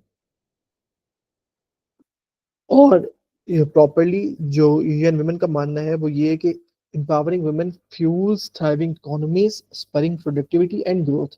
कि जब हम खवातीन को एम्पावर करते हैं तो इससे हमारी जो इकोनॉमी है, जो हमारी मईशत है, वो थ्राइव करती है, वो बढ़ती है, उसके अंदर प्रोग्रेस देखी जाती है, हमारी प्रोडक्टिविटी इंक्रीज होती है, और हमारी ग्रोथ के अंदर एक बहुत ज्यादा इंक्रीज देखा जाता है। अब अगर हम बात करें in focus climate action by and for women, कि क्लाइमेट एक्शन के अंदर वुमेन क्या रोल अदा कर रही है, या किस तरीके से climate domain has been influenced by women. तो द थिंग इज कि क्लाइमेट चेंज हमें पता है कि बहुत ज्यादा हमारे वर्ल्ड को डेंजरस बना चुका है, कि अगर एक भी इम्पैक्ट हमारे पास क्लाइमेट चेंज से इन्फ्लुएंस्ड होता है तो हमें कितना ज्यादा नुकसान उठाना पड़ता है। हमारे पास स्टॉर्म्स आते हैं जो कि बहुत ज्यादा नंबर में देखे जाते हैं, उनकी फ्रीक्वेंसी इंक्रीज हो चुकी होती है, उनकी स्ट्रेंथ बहुत ज्यादा होती है, जिससे जब हमारे पास स्टॉर्म्स आते हैं, हमारे पास नेचुरल डिजास्टर्स आते हैं, हमारी जिंदगियों को नुकसान पहुंचता है, हमारे घरों को नुकसान पहुंचता है, हमारे बिजनेसेस तबाह हो जाते हैं। उसके साथ साथ अगर हमारे पास ड्राउट्स आते हैं, जब हमारे पास कहत साली आती है, हमारे पास आप कह रहे हैं जब हमारे पास ड्राउट्स की चीजें हमारे पास ड्राउट्स की सोल्यूशन हमारे पास ड्राउट का डिजास्टर देखा जाता है, तो ये रूरल जो हमारी देही जिंदगियां होती हैं, जो हमारे विलेज लाइफ होती है, उसको कितना ज्यादा इन्फ्लुएंस करता है। जब हमारे पास सी लेवल राइज देखा जाता है, तो जो हमारे पास लो लाइंग एरियाज होते हैं, जो हमारे पास स्मॉल आइलैंड नेशंस होती हैं, वो कितना ज्यादा रिस्क में आ जाती हैं। और एक और चीज है कि वही बात यहाँ पे भी यूएन विमेन डब्ल्यूएचओ का साथ देता है कि 2030 से 2050 के दरमियान 2.5 लाख बच्चा इन अकेले मर जाएगा हर साल due to malnutrition, heat stress, आप कहने जो इन्फ्लुएंस हो रहा होता है क्लाइमेट चेंज की वजह से। तो यूएन वुमेन भी डब्ल्यूएचओ को इस बात में सपोर्ट करती है, एंड यूएन वुमेन भी इस काम से लड़ने के लिए आप कह लें आगे आई है। उसके बाद यूएन वुमेन ये कहती है कि जब हमारे पास क्लाइमेट चेंज हो रहा होता है वो हर किसी को अफेक्ट करता है, लेकिन पूरी दुनिया के अंदर जो हमारे पास वल्नरेबल इलाके होते हैं, या जो हमारे पास पूरेस्ट कंट्रीज होते हैं, उनके लिए सबसे ज्यादा जो क्लाइमेट चेंज इन्फ्लुएंस करता है वो उनकी खवातीन को करता है, और वो उनकी लड़कियों को करता है, जिनको हमारे पास आप ये कह रहे हैं इन्वायरमेंटल शॉक्स का सामना करना पड़ता है, इकोनॉमिक शॉक्स का सामना करना पड़ता है, और सोशल शॉक्स का सामना करना पड़ता है।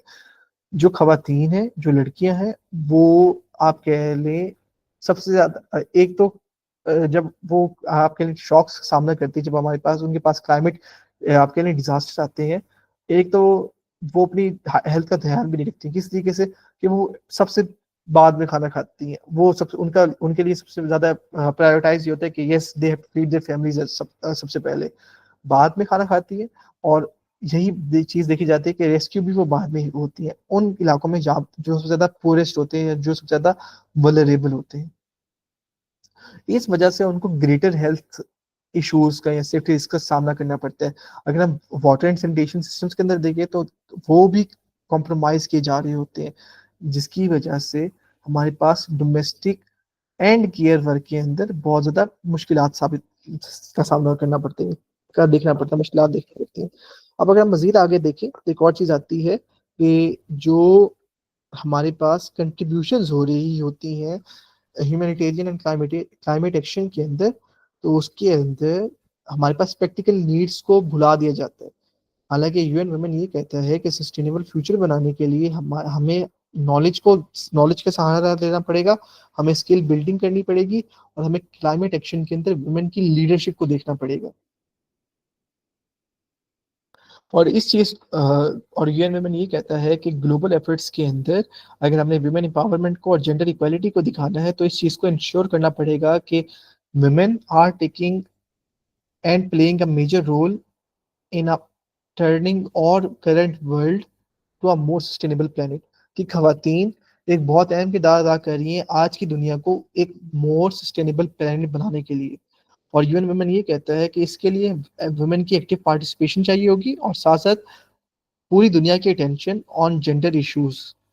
और यूएन वुमेन ये कहता है कि हमें इस चीज को प्रॉपरली क्लाइमेट वर्ल्ड के अंदर ये चीज को यकीन दहानी करवानी पड़ेगी। जितने भी हमारे पास एग्रीमेंट्स बन रहे होते हैं, जितने भी हमारे पास आउटकम्स आ रहे होते हैं, या जितने भी हमारे पास कॉन्फ्रेंसेज हो रही होती हैं, जो सिस्टर कन्वेंशन हो रही होती हैं यूनाइटेड नेशंस की, चाहे वो क्लाइमेट चेंज की डोमेन के अंदर हो, चाहे वो डेजर्टिफिकेशन की डोमेन के अंदर हो, या चाहे वो बायोडाइवर्सिटी की डोमेन के अंदर हो, उसके अंदर एक्टिव पार्टिसिपेशन देखी जाए खवातीन की। खवातीन रिप्रेजेंट कर सकें एक खास तबका, और खास तबके के साथ साथ वो हर इंस्टीट्यूट पे रिप्रेजेंट कर सके यूएन कन्वेंशन के अंदर, और वो खवातीन रिसर्च को प्रिपेयर करें, वो टेक्निकल पेपर्स को प्रिपेयर करें, जो पार्टीज के लिए आप कह रहे हैं इंफॉर्मेशन को प्रोवाइड कर सकें। वो विमेन आपके लिए मीटिंग्स को स्टार्ट कर सकें, कन्वीन कर सकें, उनको चेयर कर सकें गवर्नमेंट के साथ बैठकर, along with different stake holders खवातीन यूएन वुमेन कहता है कि सपोर्ट करें participation of gender equality advocacy in की गैदरिंग्स, कि जेंडर इक्वालिटी के ऊपर वही खवातीन बात करें डिफरेंट की गैदरिंग्स के अंदर, कि yes we have to promote gender equality. हमें हमारी खवातीन को आगे लाना पड़ेगा इन तमाम चीज़ों के दौरान। सो this is all the work of UN women. और यूएन वुमेन ने COP 22 के अंदर, COP 23 के अंदर, जो हमारे पास क्लाइमेट चेंज की डोमेन थी, उनके अंदर बहुत ज्यादा कारआमद किरदार अदा किया है, और अभी भी कारआमद किरदार अदा कर रहा है। So this was all from my side today. आज हम लोगों ने टोटल 6 इंस्टीट्यूशंस को कवर किया है। We covered International organisation for Migration, हमने कवर किया था United Nations Operations for Project Services, हमने कवर किया है Office of the High Commissioner for the Human Rights, हमने कवर किया United Nations Economic Commission for Europe, हमने कवर किया वर्ल्ड हेल्थ ऑर्गेनाइजेशन को, और लास्टली बट नॉट लीस्ट हमने कवर किया था यूएन विमेन को। और इसी के साथ अगर हम अब बात करें लास्ट थिंग की, जो मेरे लिए सबसे ज्यादा मजे की है, तो टिल नाउ हमने अपने हमारे 4 सेशंस के अंदर कौन कौन से इंस्टीट्यूशंस को कवर कर लिया। तो हमने टिल नाउ 25 सेशंस को कवर कर लिया है, या 25 एजेंसीज को कवर कर लिया है। कौन कौन सी? United Nations General Assembly, United Nations Environmental Assembly, United Nations Environmental Programme, United Nations Framework Convention on climate change, United Nations University Institute for Environment and Human Safety, United Nations Water, United Nations Habitat, United Nations Convention on Biological Diversity, United Nations Convention to Combat Desertification, United Nations Development Program, United Nations Disaster, United Nations Office for Disaster Risk Reduction, World Meteorological Organization, Intergovernmental Panel on Climate Change, International Labour Organization, UNICEF, UNESCO, Food and Agriculture Organization, World Food Program, International Telecommunication Union, International Organization for Migration, UNOPS, OHCHR, UNECE, World Health Organization, और lastly United Nations women.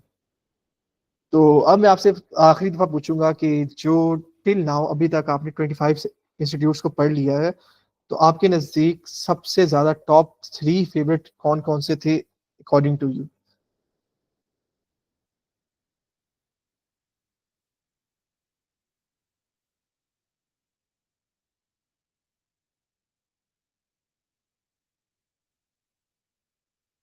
Come on, right now I just want कि आप लोगों की थोड़ी सी क्या कहते हैं influence देखा, मैं देखना चाहता हूँ कि according to you right now आपके लिए सबसे ज्यादा टॉप 3 फेवरेट यूएन प्लेटफॉर्म्स कौन से थे। एंड यस, मैं स्लाइड पीछे कर लेता हूँ बेशक आप, ताकि प्रॉपर्ली ये सारे के सारे 25 इंस्टीट्यूट्स को देख सके। So these are the 25 institutes according to you, आपके नजदीक टॉप 3 के ऊपर आपके फेवरेट इंस्टीट्यूट्स कौन से?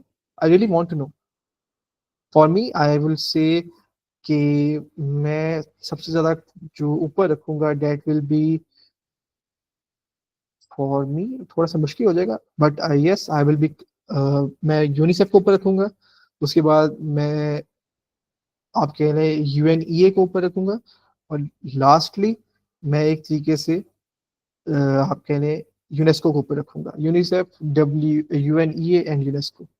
But I would like to know from you guys कि आपके लिए कौन से होंगे your top 3?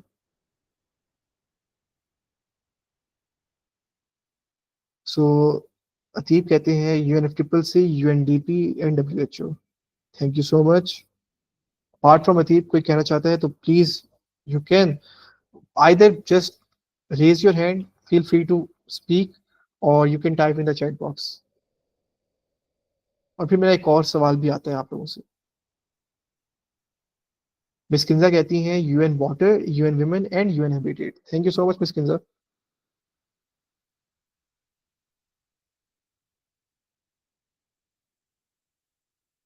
Okay, no worries. अब मेरा एक सवाल पहले पहले ये आता है कि according to you how much will you rate this whole course जो भी आपने पढ़ा है। आई रियली बिलीव कि if not 100% from my side, from our side, I guess 60%, 70% knowledge we have delivered to all of you. And बाकी जो 30% होगा वो तमाम कोर्स मटेरियल ने आपको डिलीवर कर दिया। For us the question was what did we achieve. अब मैं हर स्लाइड के अंदर डालता था, तो we achieve to train 40 plus leaders on UN institutes. हम लोगों ने उनको पढ़ाना चाहा था कि कौन कौन से ऐसे यूएन इंस्टीट्यूट्स हैं जो कि काम करें इस डोमेन के अंदर। और मैं अब एक सवाल मैं आपसे पूछना चाहूंगा कि व्हाट डिड यू गेन, कि आप लोगों ने क्या सीखा इससे। और एक और चीज होगी, मेरे नज़दीक मैं आपसे ये सवाल पूछना चाहूंगा, जस्ट आइदर अ यस और नो, कि आपके नज़दीक यही 25 इंस्टीट्यूशंस हैं जो कि काम करें क्लाइमेट चेंज के डोमेन के अंदर। आइदर जस्ट अ यस और a no.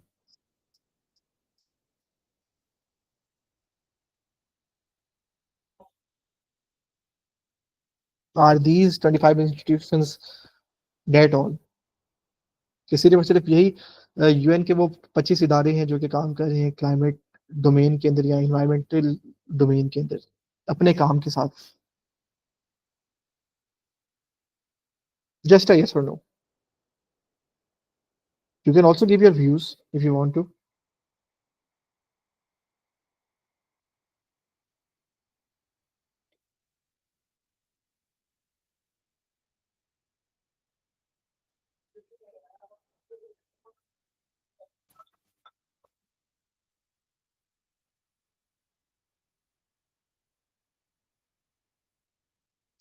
Thank you so much miss Kinza Noor. And आप बिल्कुल ठीक कह रही हैं। और अगर मैं आपको वैसे ये कहूँ कि may be the WWF may be working as well. Yes, WWF is also working as well. अच्छा, just drum roll. The drum roll के बाद मैं आपको वैसे ये बताना चाहता हूँ कि in total there are approximately 55, 55, या आप ये कह रहे हैं कि रफली 50 प्लस इंस्टीट्यूशंस जो कि काम कर रहे हैं यूएन के साथ, यूएन के अंडर या यूएन के इल्हाक के अंदर, क्लाइमेट चेंज के डोमेन के अंदर। एंड यस, इंशाल्लाह इफ नॉ हम लोग खैर से किसी और दिन किसी और कोर्स के अंदर उन बाकी के 25 इंस्टीट्यूशंस को डिस्कस करेंगे। एंड दोज 25 इंस्टीट्यूशंस ऐसे इंस्टीट्यूशंस हैं जिनका आपने, उनमें से मैं ये कह सकता हूँ कि you have just heard the names 5 to 7 का। लेकिन बाकी जो इंस्टीट्यूशंस हैं वो शेडो इंस्टीट्यूशंस हैं। लाइक वो आपके लिए शेडो लाइक है, वो अंधेरे में काम कर रहे होते हैं। उनका जो आपके लिए रिजल्ट है वो आप लोगों को वैसे पता चल जाएगा, लेकिन आपको ये नहीं पता होगा कि वो यूएन के साथ है, ये वो यूएन की बॉडी है। सो दोज 25 इंस्टीट्यूशंस, या एक तरीके से those 27 institutions are playing a major key role. और इसी के साथ अगर हम आगे बढ़ें तो the future we will be इंशाल्लाह introducing a course on agreements. हम लोगों ने भी इंस्टीट्यूशन एजेंसीज को देखा था कि ऐसी कौन कौन सी एजेंसीज हैं जो कि क्लाइमेट चेंज के डोमेन के अंदर काम कर रही होती हैं। लेकिन क्या एक और सवाल पैदा होता है कि अकॉर्डिंग टू यू सिर्फ और सिर्फ पेरिस एग्रीमेंट ही वो एग्रीमेंट है जिसको यूएन फॉलो करवा रहा है। There are a lot of protocols, there are a lot of आप कह लें frameworks, there are a lot of strategic plans जिनको अभी तक स्टडी नहीं किया गया था, जिनको अभी तक प्रॉपर्ली दुनिया को बताया नहीं गया। मेजोरिटी हम लोगों को सिर्फ और सिर्फ दो आज कह लें एग्रीमेंट्स के बारे में पता होता है। एक हमें पता है क्योटो प्रोटोकॉल का, जिसका ये एक ऐसा प्रोटोकॉल था जिसके अंदर कंट्रीज ने प्लेज किया था कि हम अपनी ग्रीन हाउस गैस एमिशंस को रिड्यूस करेंगे। दूसरा, उस क्योटो प्रोटोकॉल की ही मद के अंदर पेरिस एग्रीमेंट वजूद के अंदर आया था, जिसका आइडियली ये कहा गया है कि कंट्रीज ने प्लेज किया था कि हम लोग इस सदी के एंड होने तक हमारा टेम्परेचर 1.5 डिग्री सेल्सियस से ज्यादा इंक्रीज नहीं करेंगे। एंड अगर हमारे पास ये आइडियली अचीव नहीं होता तो then will be opting to 2 degree Celsius और 3 degree Celsius by the end of this century. लेकिन apart from Kyoto protocol and Paris agreement there are more than 8 agreements जो कि अभी तक मेजॉरिटी जिनका सिर्फ और सिर्फ नाम सुना होगा लोगों ने, लेकिन उनको इस बारे में नहीं पता. So yes, we will be discussing those 8 plus agreements as well, along with Paris Agreement and Kyoto Protocol in the upcoming course. और उसके अंदर एक आपका कह लें हेल्थ सेक्टर से भी आप कह लें प्रॉपरली लिंक्ड अप है, एक माइग्रेशन सेक्टर से भी लिंक्ड अप है, एक आपका बायोडिवर्सिटी से भी लिंक्ड अप है, एक आपका डिजास्टर से भी लिंक्ड अप है, और I will be keeping a surprise to you जो एक मेजर वन है. सो व्हाट आर और सर्विसेज, हमारी क्या क्या सर्विसेज है? We provide online courses on the SDGs, हम एसडीजीज के ऊपर भी ऑनलाइन कोर्सेज प्रोवाइड करते हैं. We conducted a successful course on SDGs. हम लोगों ने 17 वर्कशॉप्स को 17 कंसेक्यूटिव डेज के ऊपर 17 एसडीजीज के लिए ऑर्गेनाइज करवाया था. वी प्रोवाइड एजुकेशनल रिसोर्सेज और टूल किट्स जो कि फोकस होती हैं एक स्पेसिफिक टॉपिक के ऊपर. For example, if you will be asking for us to provide you an educational resource on tool kit और टूल किट ऑन हेल्थ, तो हम लोग आपको हेल्थ को लिंक करके क्लाइमेट चेंज के साथ एक प्रॉपर्ली टूल किट बना कर देंगे. वी प्रोवाइड इन्वायरमेंटल वर्कशॉप्स और ट्रेनिंग सेशंस, चाहे वो फिजिकल हो चाहे वो ऑनलाइन हो. And yes, we provide consultation services to organizations, to businesses, and yes, to youth projects. कि अगर for example a youth body, a youth participant wants to have his or her project in this specific domain, so we can properly consult, and yes, we can properly give our consulting services to that person कि yes, you can have your project with, आप इस तरीके से start कर सकते हो, आप इस तरीके से अपने प्रोजेक्ट को लेके चल सकते हो. We will be helping you to pitch your project in this specific organization. आप इस तरीके से हम फंडिंग दिलवा सकते हैं. This is all the thing. Who we are two organizations. We are the Block Association and we are Resilience and Adaptation. मैंने आपको बता दिया था कि Block Association SDGs की डोमेन के साथ काम कर रही होती है. And in Block Association ने recently we before the course opening we launched और Block Association SDGs Impact Hub, जहाँ पे हम लोग properly SDGs को oriented काम करेंगे. And इंशाल्लाह अभी वी विल बी स्टार्टिंग और वर्क ऑन द एसडीजीज. उसके बाद रीएड. रीएड हमारे पास एक वाहिद ऐसा पाकिस्तान के आप कह लें इंस्टीट्यूट है जो कि काम कर रहा है इन इन्वायरमेंटल एजुकेशन और environmental education to deliver the environmental education for the students of schools and colleges. और yes, Reed has made an international tool kit जिसको हम लोगों ने नाम दिया था क्लाइमेट एजुकेशनल टूल किट 2024. और राइट नाउ हमारी जो टूल किट है that is currently serving its purpose in more than 13 plus countries. If I have to say who am I, so this is just my short information कि क्या हूं मैं. अब और अगर मैं वैसे कहूं तो basically I am just an environmental scientist and I'm just serving my roles as a climate and space educator alongside my profession as an environmental scientist. अगर आपका एक कोई भी क्वेश्चन हो तो you can just hit me up either on my Gmail, either on my LinkedIn, और आपके पास मेरा व्हाट्सएप नंबर है तो आप मुझे काइंडली कांटेक्ट भी कर सकते हैं अगर आपका कोई क्वेश्चन हो या कोई आपने प्रोजेक्ट लॉन्च करना हो in terms of youth empowerment, in terms of linking climate change with health, in terms of linking climate change with agriculture, किसी भी मत के अंदर. And yes, we will be making a project out of it very soon, तो जैसे भी आप लोग को बेहतर लगे. सो अब I will be stopping the slides. If you have any question feel free to ask. Yes, Ms. Kinzanur, that is really the quick answer. कि ocean has been serving the largest role as a carbon sink. कि हमारी जो पूरी दुनिया है उसके लिए 71% water है. 2/3 of our whole planet is covered with water. So yes, ocean has the most capability of absorbing carbon dioxide from the atmosphere. So yes, Ms. Kinza, you have raised your hand. Please feel free to open your mic and ask your question, or if you want to contribute. अस्सलाम वालेकुम. वालेकुम अस्सलाम जी miss Kinza. मैंने पूछा था कि मैंने एक सेशन लिया था उसमें लाइक स्पेस के अंदर जो आई थिंक वेस्टेज है उस पे भी कोई रिस्क थोड़ा सा उन्होंने बात की थी. तो क्या मैं जा सकती हूँ कि जो स्पेस के अंदर डेब्रिस है because of I think satellites वगैरह उस पे मतलब आपको नॉलेज है कि किस हद तक अंदाज़ा हो रहा है? बिकॉज़ क्लाइमेट चेंज में तो काफ़ी लोग मतलब बात करते हैं, but I don't know about के जो वहाँ जाके स्पेस में जो डिब्रीज़ कलेक्ट हो रहा है, उस पे मतलब किस जो है एक्शन है या फिर कुछ है? Okay, thank you so much miss Kinza. अच्छा, अगर मैं वैसे आपको बात बताऊं तो स्पेस की डोमेन के अंदर हमारे पास यूनाइटेड नेशंस के 2 इदारे हैं जो कि काम कर रहे हैं। एक है United Nations Office for outer space, जिसे हम लोग फॉर आउटर स्पेस अफेयर्स, जिसे हम लोग नाम देते हैं शॉर्ट फॉर्म के अंदर यूनोसा, और दूसरा है कॉपस। कॉपस की मुझे फुल फॉर्म याद नहीं है, आई एम सो सॉरी। और ये 2 ऐसे वाहिद इदारे हैं यूनाइटेड नेशंस के जो कि आउटर स्पेस के रिगार्डिंग काम कर रहे होते हैं। अगर हम बात करें वेस्टर्न स्पेस की, तो हमारे पास हम लोग जो सैटेलाइट के अंदर हम लोग जो स्पेस के अंदर अपनी सैटेलाइट्स को भेज रहे होते हैं, after completing their whole mission, वो सैटेलाइट को वहीं पे स्पेस के अंदर डिस्बैंड कर दिया जाता है। और space debris has so much power, आप अभी बिलीव नहीं कर सकते। For example, I was doing my research on waste in debris, waste in space.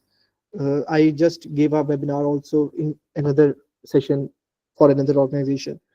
तो उसके अंदर मैं जब अपनी रिसर्च कर रहा था तो मुझे ये पता चला था कि सिंगल ग्रेन, या एक तरीके से single grain of space debris has the capability to cause damage approximately 10 या 15 किलोमीटर ऑफ रेडियस डैमेज हमारी अर्थ के एटमॉस्फेयर के ऊपर, अर्थ की सरफेस के ऊपर। फॉर एग्जांपल, कि जब वो स्पेस डेब्री का एक पार्टिकल हमारी अर्थ के एटमॉस्फेयर के अंदर आएगा, हमारी अर्थ की बायोस्फीयर से पास होता हुआ हमारी सरफेस के ऊपर जब वो क्रैश करेगा, तो उसके पास ये कैपेबिलिटी होती है कि वो 15 या 10 रेडियस तक की जितनी तबाही को कॉज कर सकता है। एंड अगर उसके डायमीटर में देखा जाए तो I guess that's 20 to 30 kilometre. उसका फिर अल्टीमेटली अल्टीरियर जो आगे आपका इम्पैक्ट होगा वो बहुत ज़्यादा होगा, तो उससे एयर पोल्यूशन ज़्यादा फैल सकती है। और जो सैटेलाइट्स आपकी स्पेस के अंदर चली जाती हैं, उसकी वजह से आपको मोस्टली बहुत ज़्यादा सामना करना पड़ता है इन टर्म्स ऑफ जो आपकी सैटेलाइट्स या एक तरीके से जो आपके स्पेस स्टेशन के दरमियान कनेक्शन हो रही होती है, नेटवर्किंग हो रही होती है, बातचीत हो रही होती है बिटवीन डिफरेंट स्पेस स्टेशन, और वो सैटेलाइट्स जो वापस आ रही होती हैं तो उसको वापस लेकर आना बहुत मुश्किल है, उनको डिस्बैंड वहीं पे कर दिया जाता है। And that is really the major cause of space debris. Oh, I see. Thank you so much for the information. No worries. एंड अगर आपको चाहिए होगी दैट पीपीटी, आई गेस मेरे पास होगी, मैं आपको बेशक भेज दूंगा। So just hit me up with the Yes, if text. you... Okay, sure. Thank you so much. No worries, thank you so much miss Kinza. If you, अगर आप में से किसी और का कोई सवाल हो तो yes you can please ask.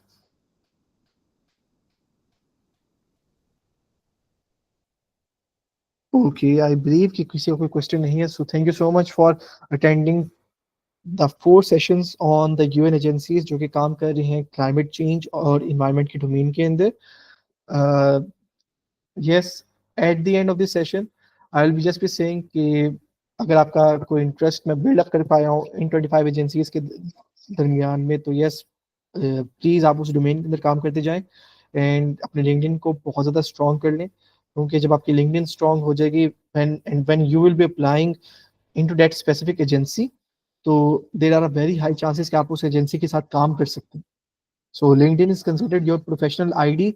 So I will be highly urging you all कि आप अपनी प्रोफेशनल आईडी को प्रॉपरली सिक्योर कर लें, उसे आप प्रॉपरली ठीक कर लें।